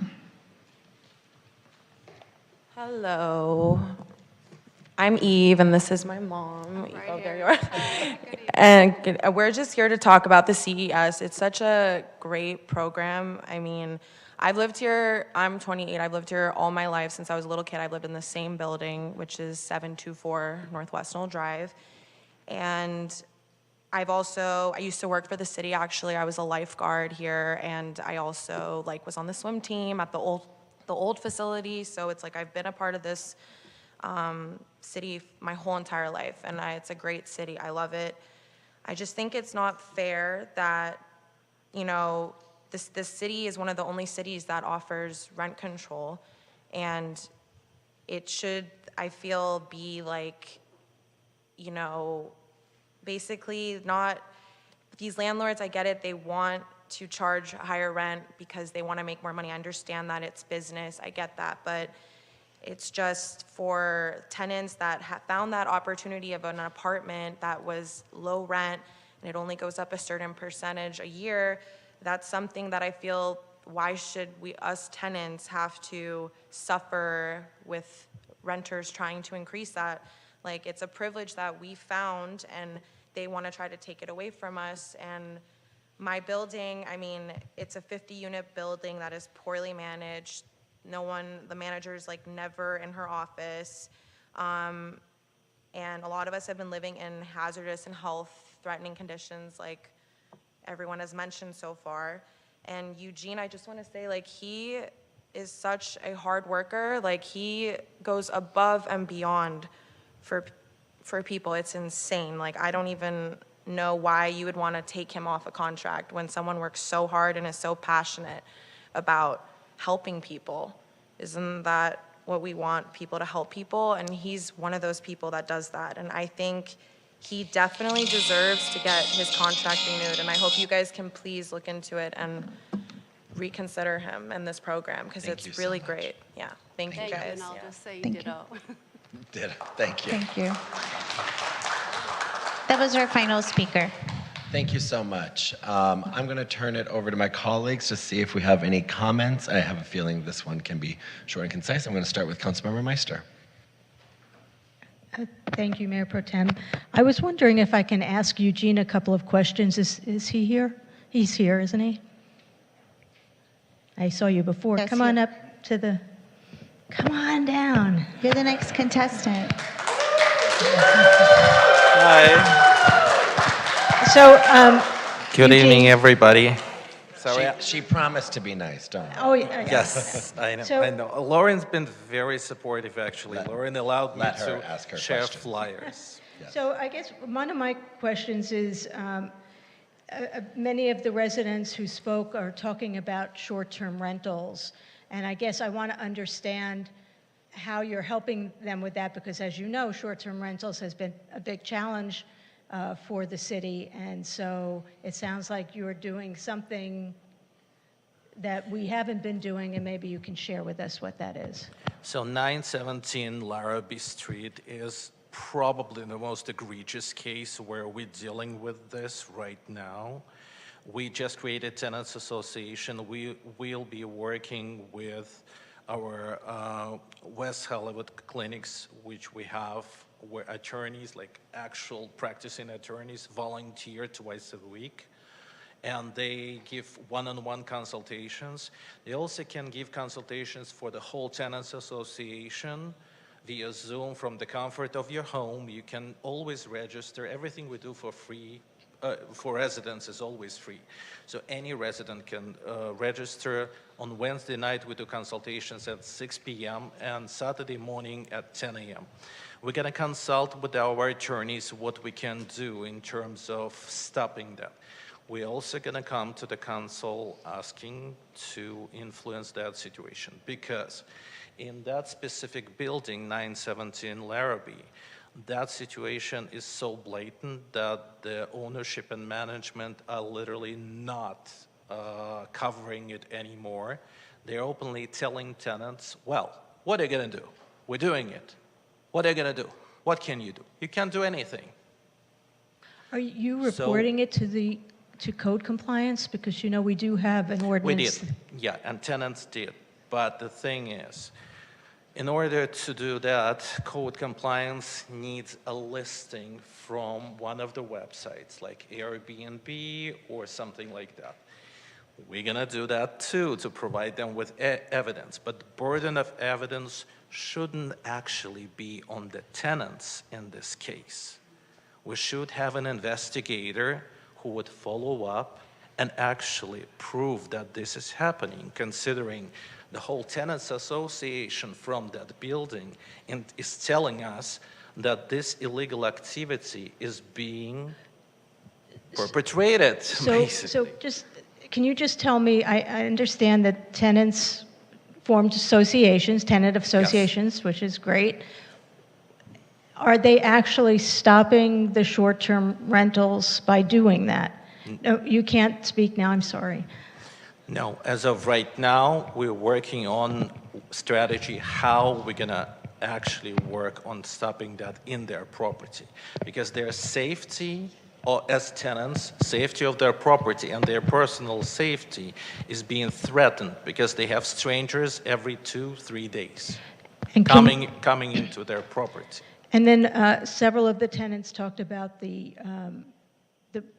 maintenance issues, yes, on the property. So have those been reported to the Code Compliance Department? If it's reduction of services, we always file the reduction of services application, and we follow up, and I guide them through the process how to file the application for reduction of services correctly. If it's something bordering on harassment, or it's both, we file both forms and we follow all the procedures that are in place with the city. What I think we need is actual mechanism that will allow us to basically follow up on our things to the council. We have the strongest tenant harassment ordinance in the country, but we have no way to actually apply it in real life. We need mechanism to actually apply it in real life to the cases where tenants are coming to us and saying, we might not necessarily need criminal harassment evidence level. We might need a compliance letter from the city just telling the landlord, please stop this illegal harassment activity. Some of the landlords might actually stop doing what they're doing to their tenants, and this will be the resolution to this problem. If they're not, yes, we will go all the way like we did with 8440 de Longpre when we compiled 500 plus pieces of evidence, and we actually submitted it to our legal analyst, Eric Fountain, and Jonathan, and we actually went all the way and we submitted it to Lauren to actually work on this case. So Great, thank you. And just two more questions, or actually one more question. So before we started this program, when the pandemic started, and this was an emergency response that the city had to deal with the pandemic emergency. CES did have already had Tenant. They provided. You may not have been involved at that time, but they do have, because I know we waived the fees for the facility. They do have. Workshops, right? Tenant workshops once a week. as far as I know, we haven't been involved in West Hollywood for 10 plus years before I started working in April 2021. Okay, because I think that they were at Plummer Park, no? I'm asking staff. Yes. It was way, way, way before. Was it way, way, way before the pandemic, or was it 2019? Since I've been here, the clinic has existed for many years in West Hollywood, but I think the funding that was provided was to provide more than the weekly clinics. It provided the staff time for the outreach and follow-up and the assistance that many of the tenants have referred to in their testimony. Right, and yeah, no, I understand that, but I'm just trying to get at what we were doing before and what might happen after if we didn't continue the contract. That's what I meant. We didn't have the position specifically dedicated to West Hollywood. Right, no, I understand that. Yeah, absolutely, I understand that. I'm just trying to get at whether or not we did have clinics here in the city of West Hollywood pre-pandemic. Right, there were 2 CES clinics at Plummer Park, but they weren't city funded. Right, okay, they weren't, right, they were, but we waived the fees of Plummer Park 5 and 6 rooms, whatever, for that. I believe so. Okay. Yeah. Okay. Okay, thank you very much. Thanks, Eugene. Thank you. That was all you got? Oh, well, I have comments, but I can wait until, I don't know if anyone has questions first. I'm going to or- go to Councilmember Beisters and then Councilmember Heilman. You just have comments? John, because I think you were going for it, may I call on you first if you don't have questions? You want to provide commentary? Sure, I really, as I said, I think you've gathered from my comments, I really think we need to extend this program. The rest of the agenda items I'm completely supportive of, and certainly extending Betsetics additional funding until 2024 makes a lot of sense to me, but I think we should do the same thing for the CES programming, and I would make a motion to that effect when we're ready to do that. I do have one question for staff. My understanding is that there were some other pandemic-related programs related to housing, such as emergency funding from National Council of Jewish Women, Alliance for Housing and Healing, that were providing emergency rental assistance, but I believe that those programs are managed by our social service division, and so those will come to us at some other time, is my understanding. And correct me if I'm wrong on that. You are correct that those programs are overseen by the Social Services Division. I mean, obviously, I know you all communicate, and it's helpful to know that those programs are potentially eligible for continuation or extension or expansion if necessary.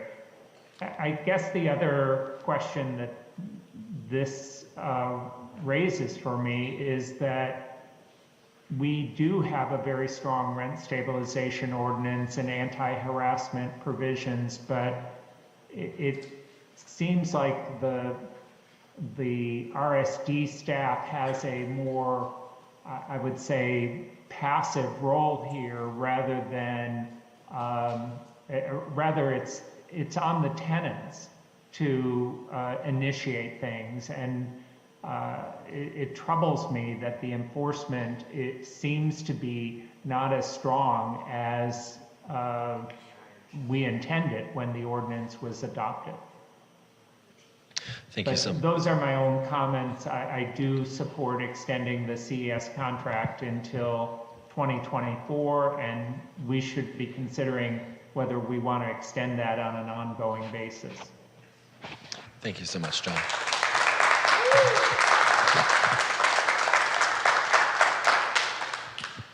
Yeah, so I am actually for extending the contract. I just don't know if it should be if this is something that we should be discussing, or I should say the subcommittee, the finance subcommittee, as we are going to be going into budget discussions, come June. But I will also say that when I read the item, I was looking at it in terms of the pandemic and the consequences of the pandemic and what will happen to people who are possibly going to be evicted because of the pandemic. And so now we're seeing a different side of this, where we're talking about short-term rentals, and we're talking about code compliance issues having to do with maintenance issues. And so I guess what I would say is that that should be then part of the contract. If we're going to be extending the contract, then let's make sure that these issues are being included as things that that CES will be responsible for discussing with tenants more formally.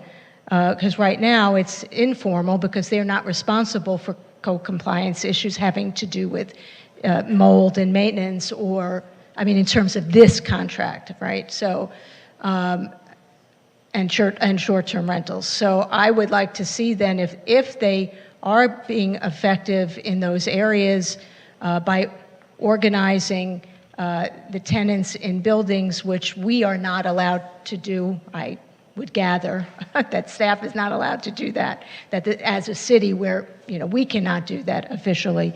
I think that is something that as a neighborhood organizer, I'm very I'm very positive about. I would also then like to see this if we are going to extend the contract, if we're looking at short-term rentals and we're looking at maintenance issues, to also look at public safety issues, because this may be a way for us to organize buildings in terms of neighborhood watch, which we haven't been as effective doing on our own. So those are just some things to think about. If we're going to extend this contract, I would like to see then the responsibilities be a little greater. Yes, thank you. My understanding is that tomorrow Los Angeles County will consider an extension of tenant protections to some degree. Is that true? Are we following that? My most recent look at the agenda didn't show that, so I haven't seen it yet. If it's there, I'm not aware. Yeah, of it. I think there's some sort of tenant protections to be extended through March 2024 of the next year. And to me, more than anything, this indicates that we're just not out of the woods yet in so many ways. And as a tenant, I really understand the feeling of uncertainty that can be detrimental to our mental health and physical health. And I think that the security that comes with this advocacy body is something that I'm hearing reflected in our public and the community. And not only that, but as indicated, CES is really exposed to potential myriad of other issues. And I think it's really useful to have this resource out in the community helping inform and improve our rent stabilization ordinance. So I just also wanted to mention that I agree with Councilmember Heilman's point in the bigger picture that we really ought to be looking out for ways, and I appreciate tenants bringing your lived experiences to us. It's frankly and unfortunately some of the only ways we can find out the many new ways that landlords are finding opportunities to make our lives as tenants difficult. Our lived experiences matter, and to each and every one of you who showed up today for the first time, thank you. I hope you can encourage more of your neighbors and fellow tenants to be a part of these conversations, because it's truly the only way we can continue to improve these laws that impact our lives. But I just wanted to say that in the bigger picture, we need to shift the burden of evidence from tenants. It's undue, it's unfair, and I really appreciate that being brought up today. So I am agreeing that with my colleagues, it sounds like we're talking about an extension of contract. I'll let you, Mayor Pro Tem, take it away to get to the nitty-gritty. Thank you so much. I want to thank all the, yes, thank you. I want to thank all of the individuals who came out and spoke today for the first time. Some I've communicated with an email as well as on Twitter. I'm really appreciative to all your advocacy. Jennifer, I did not know you were trying to set up a meeting with me, but we will get a meeting set up. Kimberly, sorry, there are some other people. Kimberly. We will get a meeting set up and Andy will take care of that and we can talk more about what's going on in your building. But I agree with everything that everyone has set up here. I myself am a renter. The tenant harassment protections item I passed within the first year while I was sworn in, because we've been seeing a lot more harassment going on of our tenants, which is unfortunate. Daily, yes, and it's not right, it's not okay, and we need to figure out all that we can do to close every loophole, to do all that we can as a city in California, especially in West Hollywood, to make sure you, our renters, the majority of the city, are protected and we can make sure you stay in your homes, because you deserve to have that, especially right now, given all the uncertainty. So that's one thing. Secondarily, I would like to know where we are on the status of our continued enforcement or expanded enforcement of Airbnb. I think it's getting to the point where the city might need to look at filing a lawsuit against Airbnb.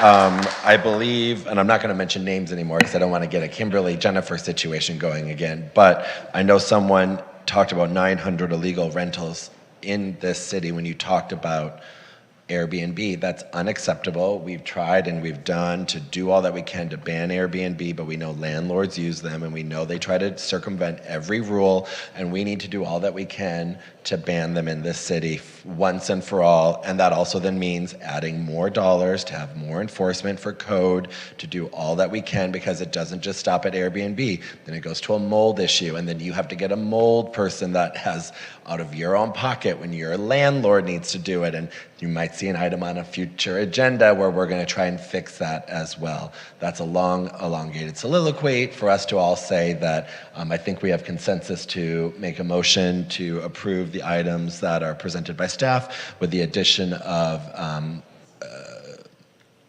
furthering the contract for CES through the fiscal year of next fiscal year, June 2024. I'm open to continuing it further if my colleagues want to have, and just for the public's understanding, because I've communicated with some of you in the public, when this was brought to my attention by CES, I worked with City Manager Wilson to make sure we could extend it through June, because that's where we were having budgetary conversations. But I'm happy to extend it further, but I see Councilmember Meister wants to say something. No, I was going to say, if we go to the next fiscal year, but I would also like for staff to look at ways that we can utilize Eugene and CES and their skills for additional help, like on Neighborhood Watch, public safety issues. Sure. Okay. Councilmember Heilman, did you want to say something? Well, I don't think CES's expertise is neighborhood watched, and I don't want to force an organization to move into an arena that is not where their expertise is. I do support extending the contract, obviously, and expanding the scope of services to include such things as maintenance and Airbnb issues, any issues that tenants are having. I think those would certainly be included within a broader contract. I also would be in favor of extending this contract a longer period of time, but I would like to suggest that that needs to wait until we have our budget discussion, and we probably should simply fold this in to the social services funding cycle that we normally undergo, and have the scope of services developed through that process based on what we have determined through the community survey are the pressing needs. So I would support the motion that the mayor made, or the mayor pro tem made, but I don't like the idea of extending the contract and pushing neighborhood watch sort of issues onto an organization where that's not their area of expertise. John, what about educating tenants that they are organizing on programs that the city is putting forward? Oh, absolutely. I think Okay. that's... Well, that covers it. Okay. Sounds good. Yeah. David Wilson. So if we're looking at a different scope, I would suggest that we approve the contract tonight through June 30th and then direct staff to bring back another contract for next fiscal year and work with CES on the scope for that contract. That sounds good. So just for the members of the public, we love CES. We want to keep the service going. We're going to follow the appropriate steps, of course. If you want to come back in June, that's your choice. We would love to see you all again. But so then, Councilmember Heilman, would you like to make the motion? Or I guess I kind of made the motion, but would you like to do it? Sure, I'll make the motion that we approve the staff report and the recommendations, that we make one modification, which is to extend the contract with CES through 2024. We'll extend the contract for the rest of this fiscal year based on staff's recommendation. We'll direct the city manager to negotiate a contract that extends the program through 2024 with the details of the contract to be negotiated between the city managers and his designee and the organization CES. And I'm going to second that motion. May I have a roll, City Clerk? You may. So we have a motion and a second. Councilmember Byers. Aye. Councilmember Heilman. Aye. Councilmember Meister. Aye. Mayor Pro Tem Erickson. Aye. The item passes. Thank you very much.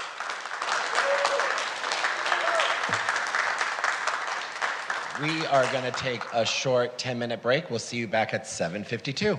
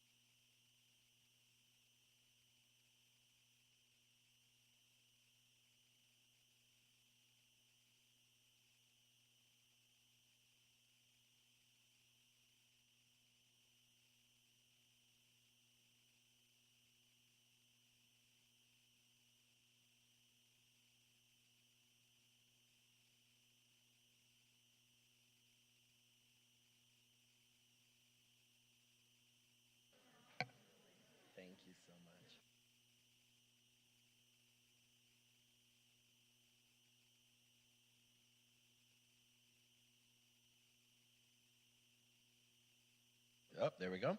We're going to call this meeting back to order, and we are going to go on to something I'm sure many people in this room right now are here for. Item 5A, Commission and Advisory Board appointments and reappointments. I imagine we won't be doing at-larges tonight, but just directs. And I see Councilmember Meister looking at me. We do not need a staff report. Go ahead, Councilmember Meister. Okay. But I would like to ask that we don't do the at-large appointments until everyone is done with their direct appointments. Question, real quick, before you start. Sorry. Public comment? Yeah, I was just letting you know. Thank you. We have 3 members of the public who signed up to speak I'll on stop this item. myself. There we go. Okay, so I will begin with our speakers. Do we have any in Zoom, Janet? Okay. Annie Jump-Vicente, to be followed by Jesse Harris.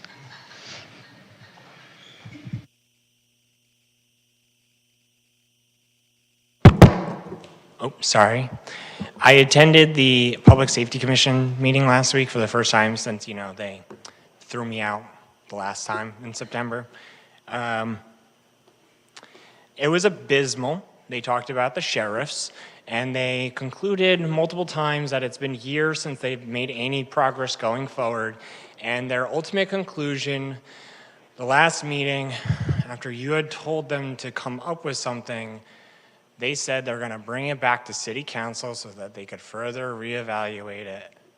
So now my point is, what the hell is the point of commissions and advisory boards? Here's what I wrote. Commissions and advisory boards, they're the agencies of should, not shall. Shall is something we will do. Should is something we might do but don't have the responsibility for. That's what your commissions and advisory boards all do. Public comment is extremely limited in those times, and you can only speak once, maybe twice, before and after the meeting. So it sounds like that these commissions and advisory boards don't even listen to the public well, at all. I just say get rid of them. They're pointless. If they can't come back to you with actual recommendations on what to do moving forward, and they had already 2 years of it, then why are they doing what? They came back to you for suggestions. Why are they there? And not to mention, 3 of them are resigning from the last one. Sure, you're appointing new ones, but wow, that's 3 commission seats empty in a time where they were supposed to make a decision, and they didn't. Thank you, Annie. Thanks, Annie. Our next speaker is Jesse Harris, to be followed by Stephen J. Post.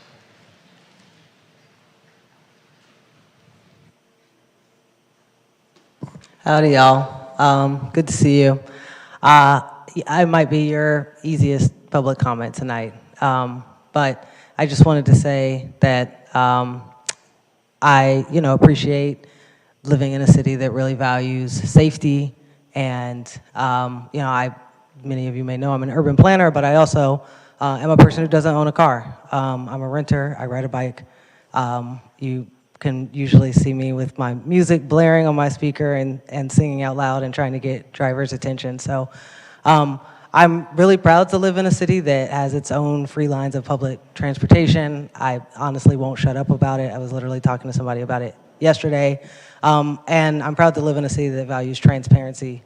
And so I look forward to holding the council and everyone accountable. I think it's absolutely your job to scrutinize and to ask questions and to think about, trade-offs.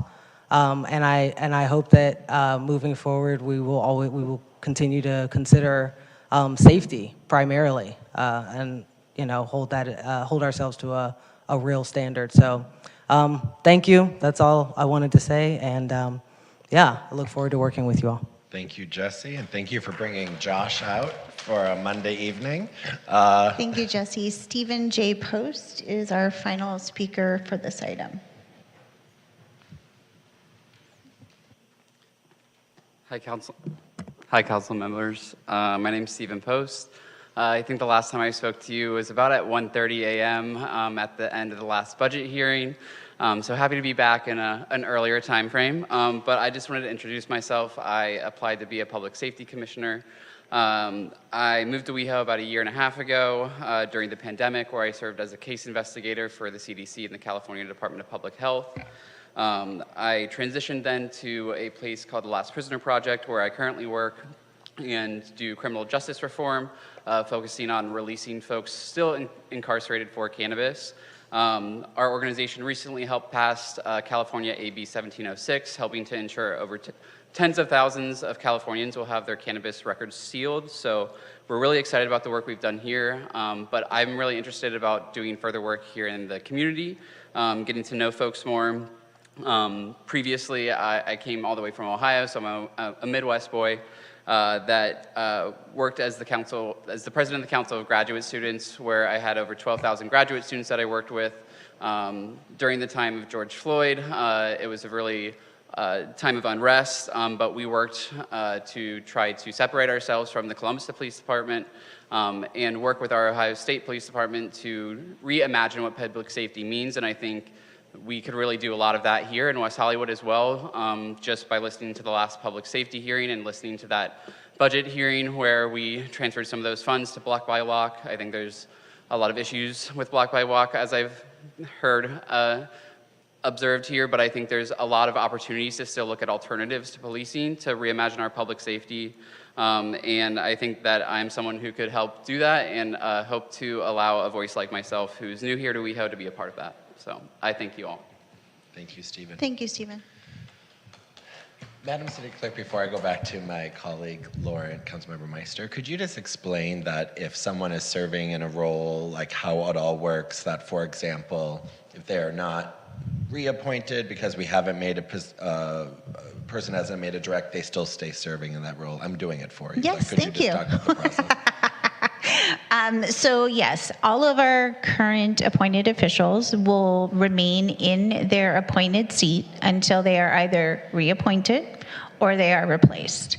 And so technically terms ended February 28th, but they will continue to serve until they are reappointed or replaced, which we are starting this evening. Thank you so much. Yes. And now, without further ado, Councilmember Meister. Thank you. And also, can you explain that if somebody is in a seat and their meeting is coming up in the next week or two, that they should stay in their seats? Please stay, because we won't have time to put it on the agenda, swear you in, or conduct orientation and your onboarding. So if anyone is appointed this evening, a newly appointed individual, and their meeting is occurring this week or next week, they will not be attending as that new appointed official because they need to go through our onboarding and orientation process. And so anyone appointed this evening can plan to have their first meeting in April and possibly May, because we do have some more rigorous orientation and onboarding moving forward. Although I would recommend attending to They watch. should have been. Right. You should be attending any meeting that you've applied for. You should have already been doing that, so you know what's going on, and you should be attending council meetings too. And I'll reiterate that if you get appointed.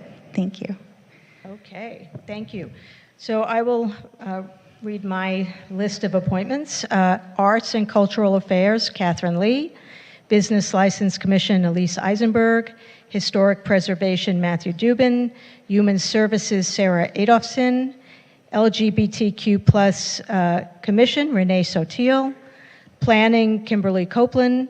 Public Facilities, Rec and Infrastructure, Elaine Polachek. Public Safety, George Nickel. Rent Stabilization, Agassi Topchian. Transportation, Alexander Basley. Disabilities Advisory Board, Louise Smith. Russian-Speaking Advisory Board, Raisa Aguf. And Social Justice Advisory Board, Giselle Washington. Senior Advisory Board, Pat Dixon. Transgender Advisory Board, Lucky Alexander Fuller. And Women's Advisory Board, Helene Wilborn. And I want to thank Sam Borelli, Susan Isaacs, Tori Berger, David Nash, Joy Noel, Melissa Perner, and Chris Bowen for your service, which I greatly appreciate. Thank you.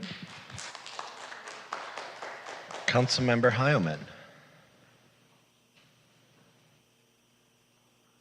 Well, Councilmember Meister just stole two of my appointees.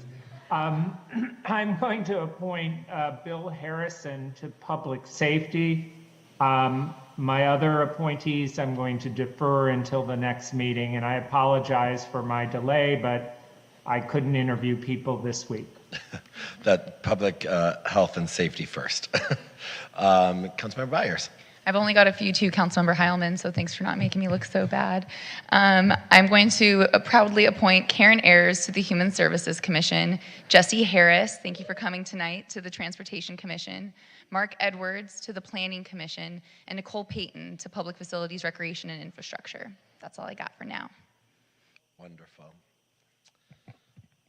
All right, and I am just doing a few as well. First, because he's the man of the hour, to the Russian Speaking Advisory Board, Eugene Maysky. Senior Advisory Board, Bill McNeely. Transportation and Mobility, Adam Kroll. Public Safety, the one and only Todd Holman. Public Facilities, Recreation and Infrastructure, Andrew Solomon. Planning Commission, Rogerio Cavalerio. LGBTQ Commission, Ron Cortez. Human Services Commission, Barbara Meltzer. Historic Preservation Commission, Jacob Sotsky. Business License, Catherine Ng. And Arts and Cultural Affairs, Lindsay Deaton. And I'll make the rest at a future meeting. All right. Thank you very much, and congratulations to all that got appointed. We're going to move right along to item 5D. This was my item, but I know we probably have public comments on it, so why don't we go to public comment first? Thank you. We have one member of the public in chambers, Annie Jump Vicente.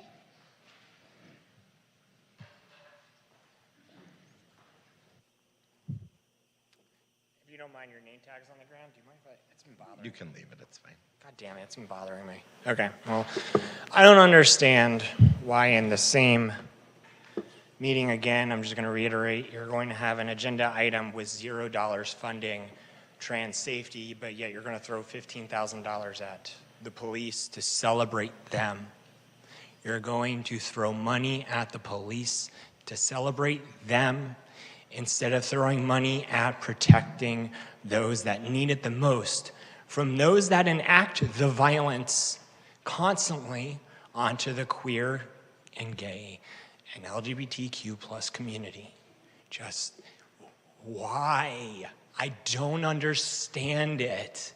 I came here asking for help and protection, and I said, fuck it, because clearly, because of this agenda, you don't care. You don't fund anything that will actually protect people to the maximum. You virtual signal every single meeting, and I'm so tired. Do you hear? I'm tired. I can't do this. Don't fund their stupid little fucking event. I don't get it. I don't. Thank you, Annie. And then I'm going to go to my colleague, Councilmember Heilman, who I believe had a question and wanted to hold the item. Yes, thank you for bringing this forward. I understand the importance of celebrating the people who provide public safety to our residents, the firefighters who respond to emergencies, and to the law enforcement officers who also respond to criminal activity in the community. I'm wondering a little bit about how this is recommended, that we have this sort of open lunch for the community. First of all, lunchtime is good for some, but it's problematic for those of us who are working during the day. Secondly, I think if we really want to honor the firefighters and sheriff's department representatives, we should do it in a way where it's a by invitation event where the people who are there to actually work with us and honor the people we're trying to honor. Having it be just an open call, anyone who wants to Councilmember Heilman. Annie? I can talk to myself. Annie, you are disrupting the meeting. Annie? Okay, Annie, so this is how it's going to go. You are disrupting the meeting, and this is your first warning. Okay? Annie, stop. Annie, you are disrupting the meeting and the business of the city to being conducted. This is your first warning. You are going to get one more, and then we're going to... Annie, this is your second warning. please continue, Councilmember Hyman.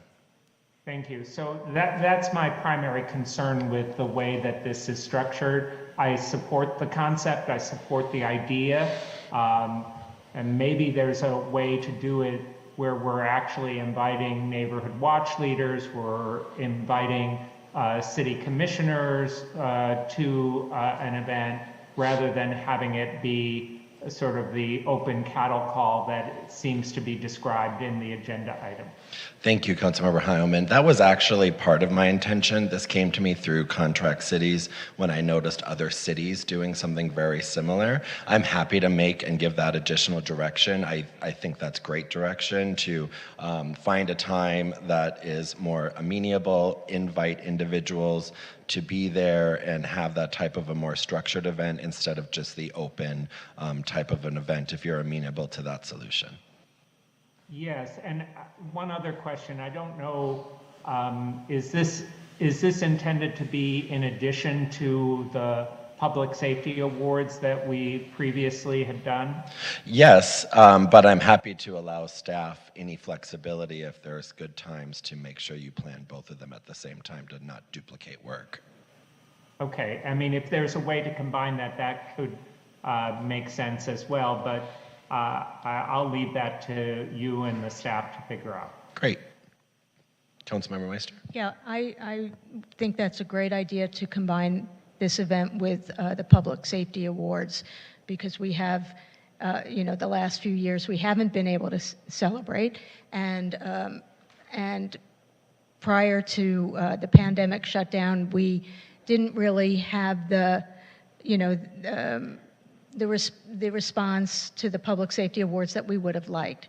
So I think that having the two together will give the public impetus to come, and with the Public Safety Awards, it's a good reason to celebrate. Sounds good. Councilmember Byers? All right, so with that, I will make the motion to Councilmember Heilman's direction as well as Councilmember Meister's to combine this event with the Public Safety Awards and to work with staff on additional timing and logistics and how that would go. And then I'll let one of my colleagues second I'll second it. Sounds good. Second by Councilmember Meister. Can I have a roll call, please? Thank you. Councilmember Byers. Aye. Councilmember Heilman. Aye. Councilmember Meister. Aye. Mayor Pro Tem Erickson. Aye. The motion passes, and I'm going to fix your nameplate. Sounds good. Thank you so much. Everything else, we're going to go to excluded consent now.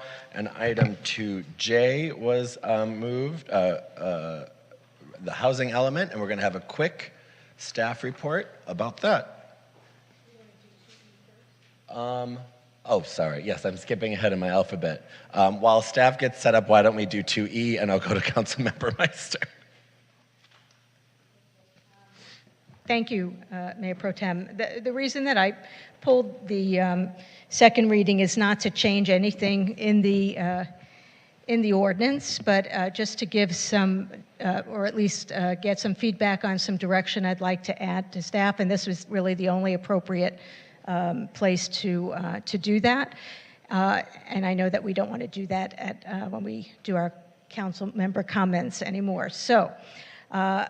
I think that that we should consider reconvening the commission and advisory board subcommittee to look at possible additional requirements for the planning commission, similar to what we have with the Historic Preservation Commission. I don't necessarily think that has to be for this particular term, but to look towards the future. Right now, we're lucky because it's actually fallen that way naturally, that we have Rogerio, who is an architect, and we have Michael Lombardi, who is an architectural lighting design consultant with credentials in architecture and lighting and LEED, but it may not in the future always fall that way. And what I was thinking is that if we had the subcommittee meet to see if it's even feasible to have additional requirements for planning to ensure that we have at least 2 people with some related credentials like we do for HPC, occupations to be determined, which I'm sure that we can keep very broad to make sure that we have residents that will qualify for those positions. And because I know that there are a lot of different occupations that could benefit the Planning Commission, from attorney to landscaper. So this is something that I think would benefit the commission as we move forward in the future. And again, not necessarily for this term of appointments, but for the future, to think towards the future. And the other thing that I would like us to talk about also is conflicts of interest. We don't have on the application form right now if there are potential conflicts of interest that the applicant perceives. And I think that we need to have that, and we may also need to have within the commission descriptions potential conflicts of interest so that people know what to look for. So that would be the goal of the subcommittee is to look at those two issues. Councilmember Byers, do you have any comments? Are there any public comment? Is there? No. Great. Okay. Councilmember Heilman? I think Lauren's ideas are certainly things that the subcommittee can look at, but I don't think they, as she said, I don't think they affect the item that's in front of us today. So I'm prepared to move the item. Oh, I'm happy to move the item. Great. This was just the additional direction that I had no idea where else to put it. Thank you. Sounds good. Thank you so much. So we have a motion to move the item by Councilmember Heilman, a second by Councilmember Meister. Can I get a roll call, please? Yes. Councilmember Byers. Yes. Councilmember Heilman. Yes. Councilmember Meister. Yes. Mayor Pro Tem Erickson. Yes. The motion passes. Thank you. And now 2J.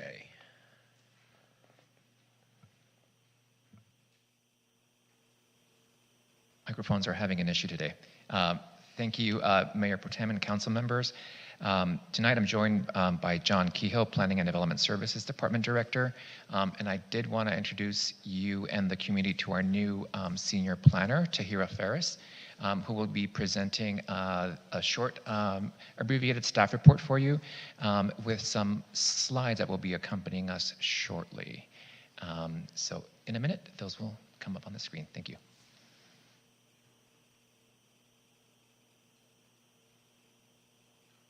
Hello? Yeah, okay. Thank you, Francisco, and good evening, Mayor Pro Tem and council members. If we can get that in presentation mode, or do I have control? Just let me know next slide. We have to keep Councilmember Heilman in the view. Can we do presentation mode so the notes are not there, or? I don't think we can because, Okay. yeah. We can maybe make the Or screen a just little make this- bigger. Make it bigger so people can see the actual slides. Yeah.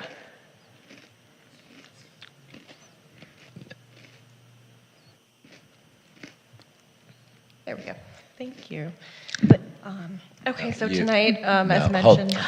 Oh, we have to have Councilmember Heilman's video on the screen. So why don't we go back to the other way? I'm sure your notes are lovely. Everyone's going to see them. And it's just like when you were in school. I just wanted There you everyone go. to see as much as the slides as possible. Sounds good. So No Janet will put Councilmember Heilman back up. Yeah, we're going to put him back up. It's not switching now.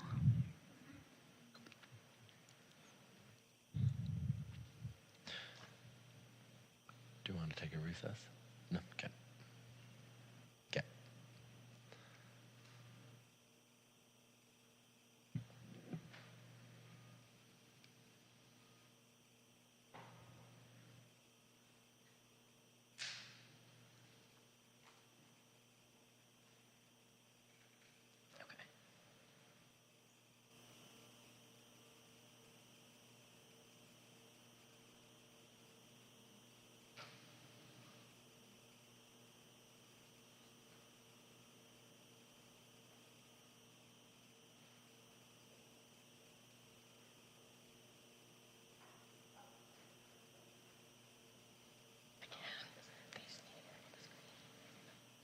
Why don't we take a quick 5-minute break, and we're going to get it done. So thank you very much. We'll be back in about 5 minutes.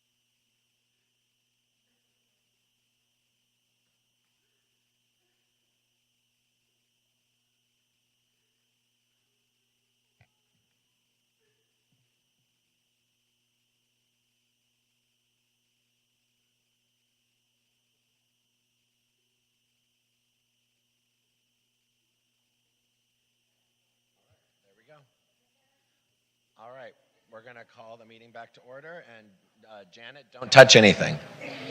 Go ahead. All right, thank you so much. So tonight I'll be giving a brief presentation on the Housing Element Annual Progress Report for calendar year 2022. This is a state-mandated report, and so tonight's presentation is just information for the council before we submit this report to the State Department of Housing and Community Development, which is due on April 1st. So, what slide are we on? Oh. Can we go back? Or do I have control here? No, okay. Okay, so the annual progress report includes the number of housing units developed in the previous year that go toward meeting our regional housing needs allocation, and it also provides a status update on programs within our housing element that address the city's housing needs. So we're currently in the 6th cycle planning period, which goes from 2021 to 2029. And for this planning period, West Hollywood, the city has a share of regional housing needs to meet 3,933 new units. Next slide, please. And the programs in the housing element aim to address the diverse needs of all members of the community across all socioeconomic spectrums. There is also an emphasis on households that are earning lower than median income. And based on census data from the American Community Survey, we know that a large portion of the city's residents do fall within the extremely low and low income categories. Next slide, please. So this image is just a quick breakdown of our regional housing needs allocation by income category. So again, we can see that the total housing need is, over the next 8 years, is 3,933 units. And this is just a note that 62% of that goes towards lower income. And so those would need to be provided to affordable at the level of either very low, low, or moderate income. Next slide, please. So this table is looking at the number of building permits that were issued in 2022, and it's broken down by income category. We have also 2021 numbers here for reference. And just to note that the 6-cycle planning period began in October of 2021. So the numbers for 2021 are only showing the last 2.5 months of that year. And then you see the 2022 numbers as well. Next slide. So this table is looking at planning entitlements. So this includes the number of housing applications that were submitted within the calendar year and also approved in 2022 prior to the building permit stage. So this gives us an indication of the units that are going to be built in the years immediately following their entitlement. Next slide. So in regards to building permits that were actually finalized in 2022, so these are building permits that received a certificate of occupancy. There were just a few projects that did propose affordable housing within multifamily developments. And of those projects, approximately 20% of them were affordable units. However, all of the residential planning applications submitted, of all residential applications submitted, 44% of those actually proposed affordable units. And if we look at just the applications for multifamily, then 42% of those, going back to that, 44% of all units proposed were for affordable, and 42% of those that were approved were affordable. So those are those two differences there.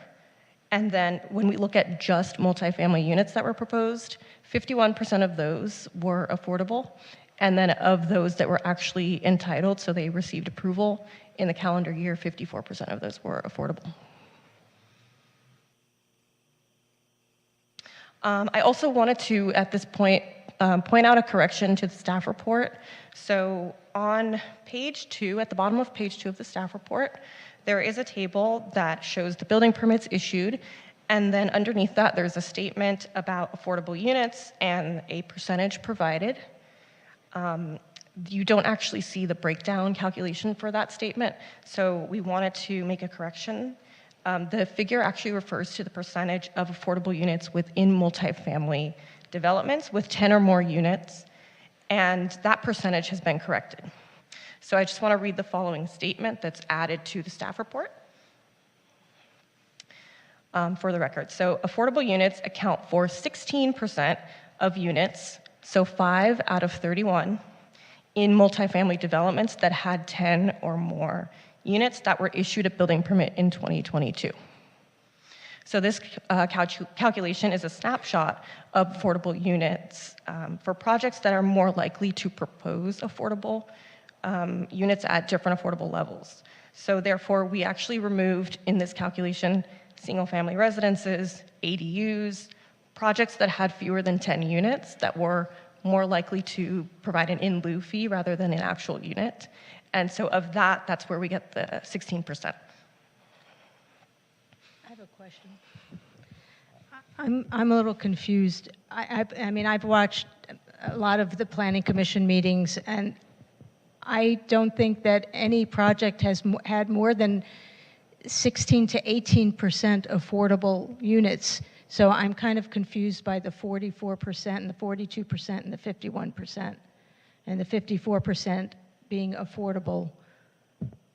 So those numbers, if we go, yeah. So the 44%, this is looking at planning applications that were submitted in 2022. So this is of all applications submitted and units that were totaled for all housing applications, the proposed number of affordable comes out to 44%. So they have not been built yet. Okay, and these, and are these, so they may not have gone to Planning Commission yet? Those, yeah, correct. Those were submitted, so they have not gone to commission yet necessarily. Are these projects, are these numbers including then projects that are 100% affordable? Yes. Okay, thank you.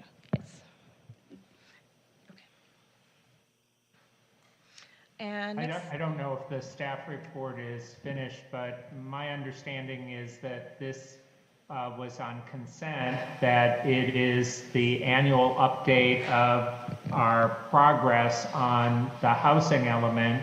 The staff report I thought was very thorough and informative. I'm prepared to move the item. It's simply to authorize us to submit this to the state as our progress report, correct? That is correct, but because the item was referenced in the public agenda, that referenced a complete different report upon guidance of the city attorney and city clerk, we were having this brief staff report. But yes, John, you are completely right. Once the staff report is done, we will move forward with a motion.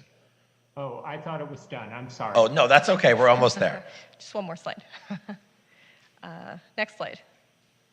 Okay, so the status of housing element programs, which are also included in the report, it just provides a snapshot here on the screen of some of the key programs. So there are about 30 programs in the housing element. This is just a snapshot of some of the things that the city is working on. So updating the city's ordinances to facilitate seismic retrofitting, address inclusionary housing, and rent stabilization, for example, as well as implementing the general plan and some zone text amendments to increase housing production and incentives. So we'll be looking at ways also to preserve publicly assisted housing and create a community land trust to acquire and rehabilitate existing small multifamily buildings, monitor available funding at the federal, state, and local level for additional resources for rehab efforts, and also providing technical assistance to owners of historic resources as part of the Mills Act. So that's it. This concludes my presentation, and I'm happy to respond to any other questions. Thank you very much. Melissa, do we have any members of the public that wanted to speak on excluded consent? No, we do not. Thank you so much. Is there any more comments from my colleagues? Seeing none, I will, Councilmember Heilman made a motion to move the item. I will second it. May I get a roll call vote, please? If I can, okay. Councilmember Byers. Aye. Councilmember Heilman. Aye. Councilmember Meister. Aye. Mayor Pro Tem Erickson. Aye. The item passes. Thank you so much. We're going to be moving on to our last section of public comment. This time is set aside to the public to address the council on any item of interest within the subject matter jurisdiction of the council that could not be heard under item 1 at the beginning of the meeting. Madam City Clerk, do we have any final public speakers for this comment period? We have one individual in Zoom, and we have one member of the public in council chambers. Which would you like to take first? Choose Zoom first. Okay. Our speaker on Zoom this evening for the second period of public comment is Victor Olmachenko. Victor, you will have 2 minutes. Please press *6 to unmute yourself. Good evening, Council. Victor Olmachenko. Can you hear me okay? I'm on the road. Yes. Hi. All right. Victor Olmachenko, West Hollywood resident and a rent-stabilized tenant. Thank you, Council. Thank you, Council, for voting tonight to look into extending the contract of the Coalition for Economic Survival to assist tenants as we come out of this pandemic. And I know that various issues were raised by Councilmember Meister that the details are going to be ironed out, especially as how this renewal of the contract till 2024 looks at code enforcement issues. And Councilmember Heilman, it totally resonates with me when you said that perhaps city staff has kind of been playing a passive role and that perhaps our code enforcement has not been as robust as possible. And I hear you, Councilmember Byers, that it's good to hear from that lived experience, although the lived experience of those tenants that you heard from Larrabee Streets and from other apartment buildings, it's hard to hear that kind of stuff. And you're saying that perhaps we should look at shifting the burden of evidence from the tenants. That really resonates with me. And the gentleman from Larrabee speaking about 900 possible Airbnbs in this city. And I, over the years, have seen 1,000 rent-stabilized units evaporate. Yes, some inclusionary units have been put back in, and that's good because we are a progressive city, but there has been a net loss of affordable rent-stabilized type units. That's why, as you go and look at the new budget for 2023 through 2024, please look at the City of Los Angeles's systematic code enforcement program, SCEP. It's a routine inspection program where the city sends out their staffers to look at apartment buildings to be sure that they are being maintained. And I believe it happens every 4 years. It is something that I think you should look at. I think the budget really should be looked at to see how we can enhance our code enforcement. It's a program thank you, Victor. that I understand works, and I would really like to have a community Thank you, Victor, very conversation. much. Thank you, Mayor Pro Tem Erickson. Thank you, Victor, and I hope you're not driving at the same time. I stopped. Good. That's what we like to hear. Safety first. Victor, I love you. Can we go to Chambers, please? Yes. Our first speaker in Chambers is Steve Martin, to be followed by Rick Watts. Thank you so much.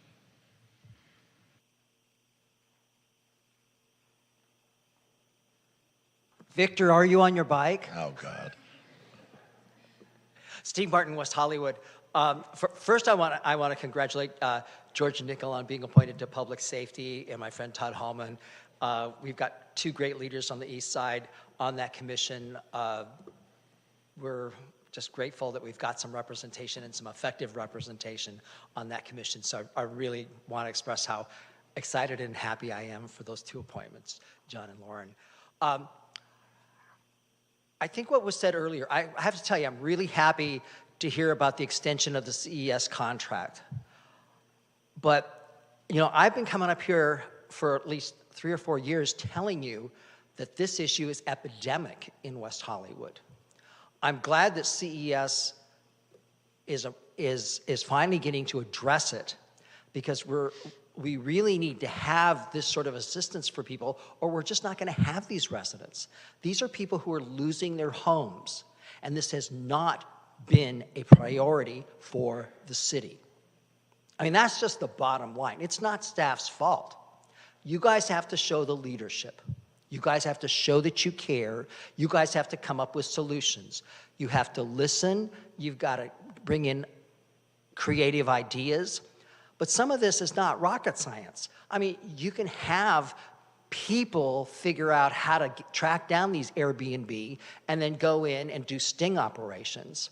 You should be offering $5,000 rewards for any tenant or group of tenants who successfully are able to bring back a unit from an Airbnb. I mean, that's what they're doing with abortions in Tennessee and Texas. Why can't we do that here in West Hollywood to protect our housing stock? These aren't strangers. These are our friends and neighbors.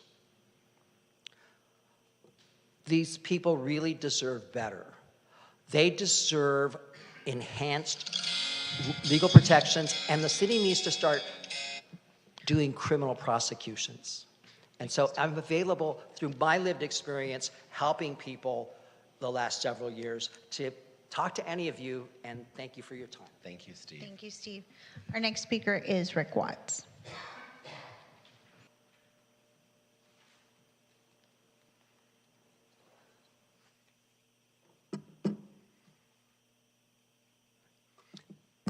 Thank you, Council. I'd like to echo everything Enko and Steve Martin just said. You're going to have to put some dollars behind the efforts to enforce against the illegal conversion of long-term housing into short-term housing, and make the landlords that are doing it feel the pain, make it worth their while to abide by the law, make it hurt too much to keep breaking the law in that regard.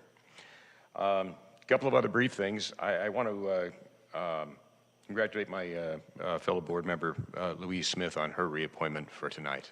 Louise is eminently qualified for her position and is a big asset for the city and the County Commission on Aging and Disabilities on which she sits, and has so ably represented our city.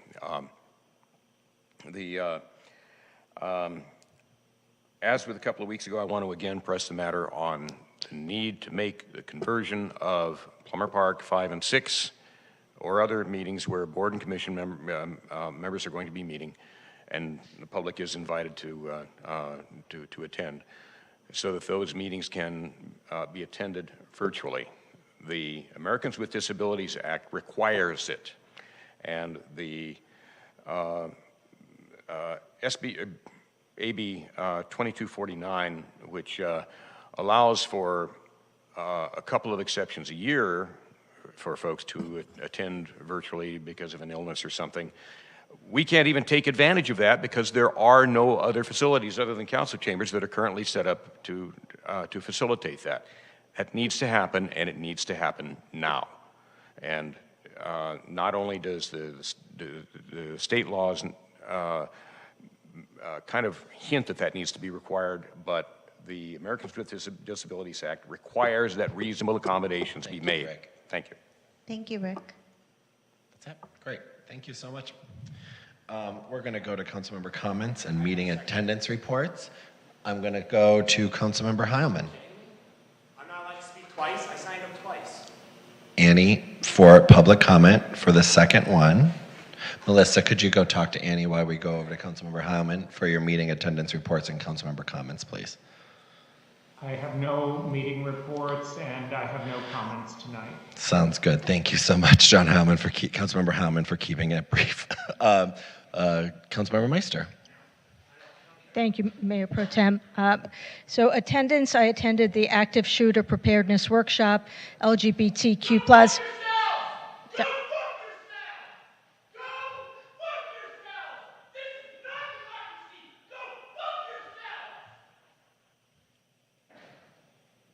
Okay, then. I attended. Thank you. I attended the LGBTQ+ dialogue with the deputy, Her Story Awards, and the Laurel House Artist in Residency conversation, where we actually had a successful meeting in rooms 5 and 6, and were able to have people Zoom in if they couldn't make the meeting, so that they were able to watch the presentation, and they were able to provide comment at that meeting. So it may not be ideal, but it was definitely a start, and I think we're closer than you think on that, Rick. On consent calendar, I'd like to note my no vote to 2F as in Frank.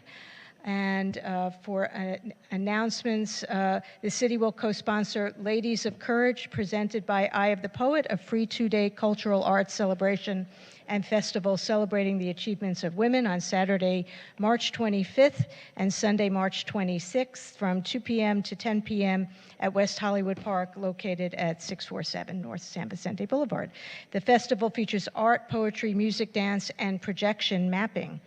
Admission is free. For more information, including the event schedule, please visit www.ladiesofcourage.com. And then lastly, I did want to mention that several years ago, then Councilmember Lindsay Horvath and I put forward an initiative for proactive code enforcement. And I think what happened was that the pandemic slowed that process down. So now I'm going to officially ask our city manager to make sure that that initiative goes through the way it was intended. And those are my comments. Thank you. Thank you so much. Councilmember Byers. Yes, attendance first. I was very proud to chair my very first steering committee meeting of the Playhouse Design Committee. Thank you to all the members of the public who attended, members of the subcommittee. Please join us again April 18th at Kings Road Park. I attended the Civic Well Policymakers Conference in Monterey County, where I spent an amazing 3 days with elected leaders across the state, learning more about sustainability and climate resilience. And I'm very inspired and would gladly talk to anybody for hours about this experience. I attended the League of Cities Environmental Committee and the Clean Power Alliance Energy Committee. We're sensing a theme here. I also attended the USC Price Executive Leadership Forum for local leaders. And then just a few announcements. Happy first day of spring. I know it's very hard to tell with the gloomy weather that we're constantly enduring. I wore my flowers for the occasion. And also happy Women's History Month. Last time I can say it from the dais for this year. Please join us Wednesday at 6 p.m. the Women in Leadership Awards and reception hosted by the Chamber of Commerce at the Ondas West Hollywood. It's a fantastic event. Thank you to our city manager for highlighting the CERT trainings. I am a graduate of CERT and I love this program and highly recommend folks committing those 3 Saturdays in April to that time. I want to just say a note, the LAUSD is going, support staff are going on strike starting tomorrow for the next 3 days. This includes bus drivers, janitors, cafeteria workers, and teachers will be standing with them, the Teachers Union, UTLA. Just to put this in perspective, workers have been making an average of $25,000 a year. We know that this strike puts pressure on families and communities, but we're a community that stands for workers, and I ask us to continue to do so through this very intense strike that we're seeing these coming days. I just also want to thank staff finally for accommodating the first virtual hybrid meeting last meeting to allow me and Mayor Pro Tem Erickson to participate. And thank you for running a successful meeting again tonight. And I'm wishing my colleague, Councilmember Heilman, a very swift recovery. Thank you. Thank you so much. In terms of meeting reports that I've attended, I attended a log cabin meeting with the West Hollywood Recovery Center, a tour with Congressman Schiff's team, the active shooter preparedness workshop, dialogue with the deputy event, the Elton John event, the 38th Woman of the Year Awards for LA County, the 7th Annual Herstory Awards, the SCAG Forum on Housing Leadership and Infrastructure, Artists and Icons event with Barbara Bain, which was just incredible, the 639 Lapeer Drive topping out luncheon, Cal City's Transportation Comms and Public Works Policy Committee meeting, and I had my last, my 20th Saturdays in Plummer Park event this past weekend because the sun was actually out. Congratulations to former Mayor and Councilmember Abby Land, becoming 8051 Woman of the Year. It's amazing, and we are so proud of you. Additionally, I wanted to send my congratulations to Mike Aguilera-Gaudet on becoming a captain in the National Guard, and we are all very proud of you and the work that you do here in our community. Additionally, I wanted to congratulate and thank staff for all of their work on the LA Marathon and congratulate all of the runners this past year. I had a fun time at mile 15 with KTLA and Wendy Birch on the news, and Councilmember Meister got is it a cowbell? She got a cowbell. I've turned over the reins, and there we go. And with that,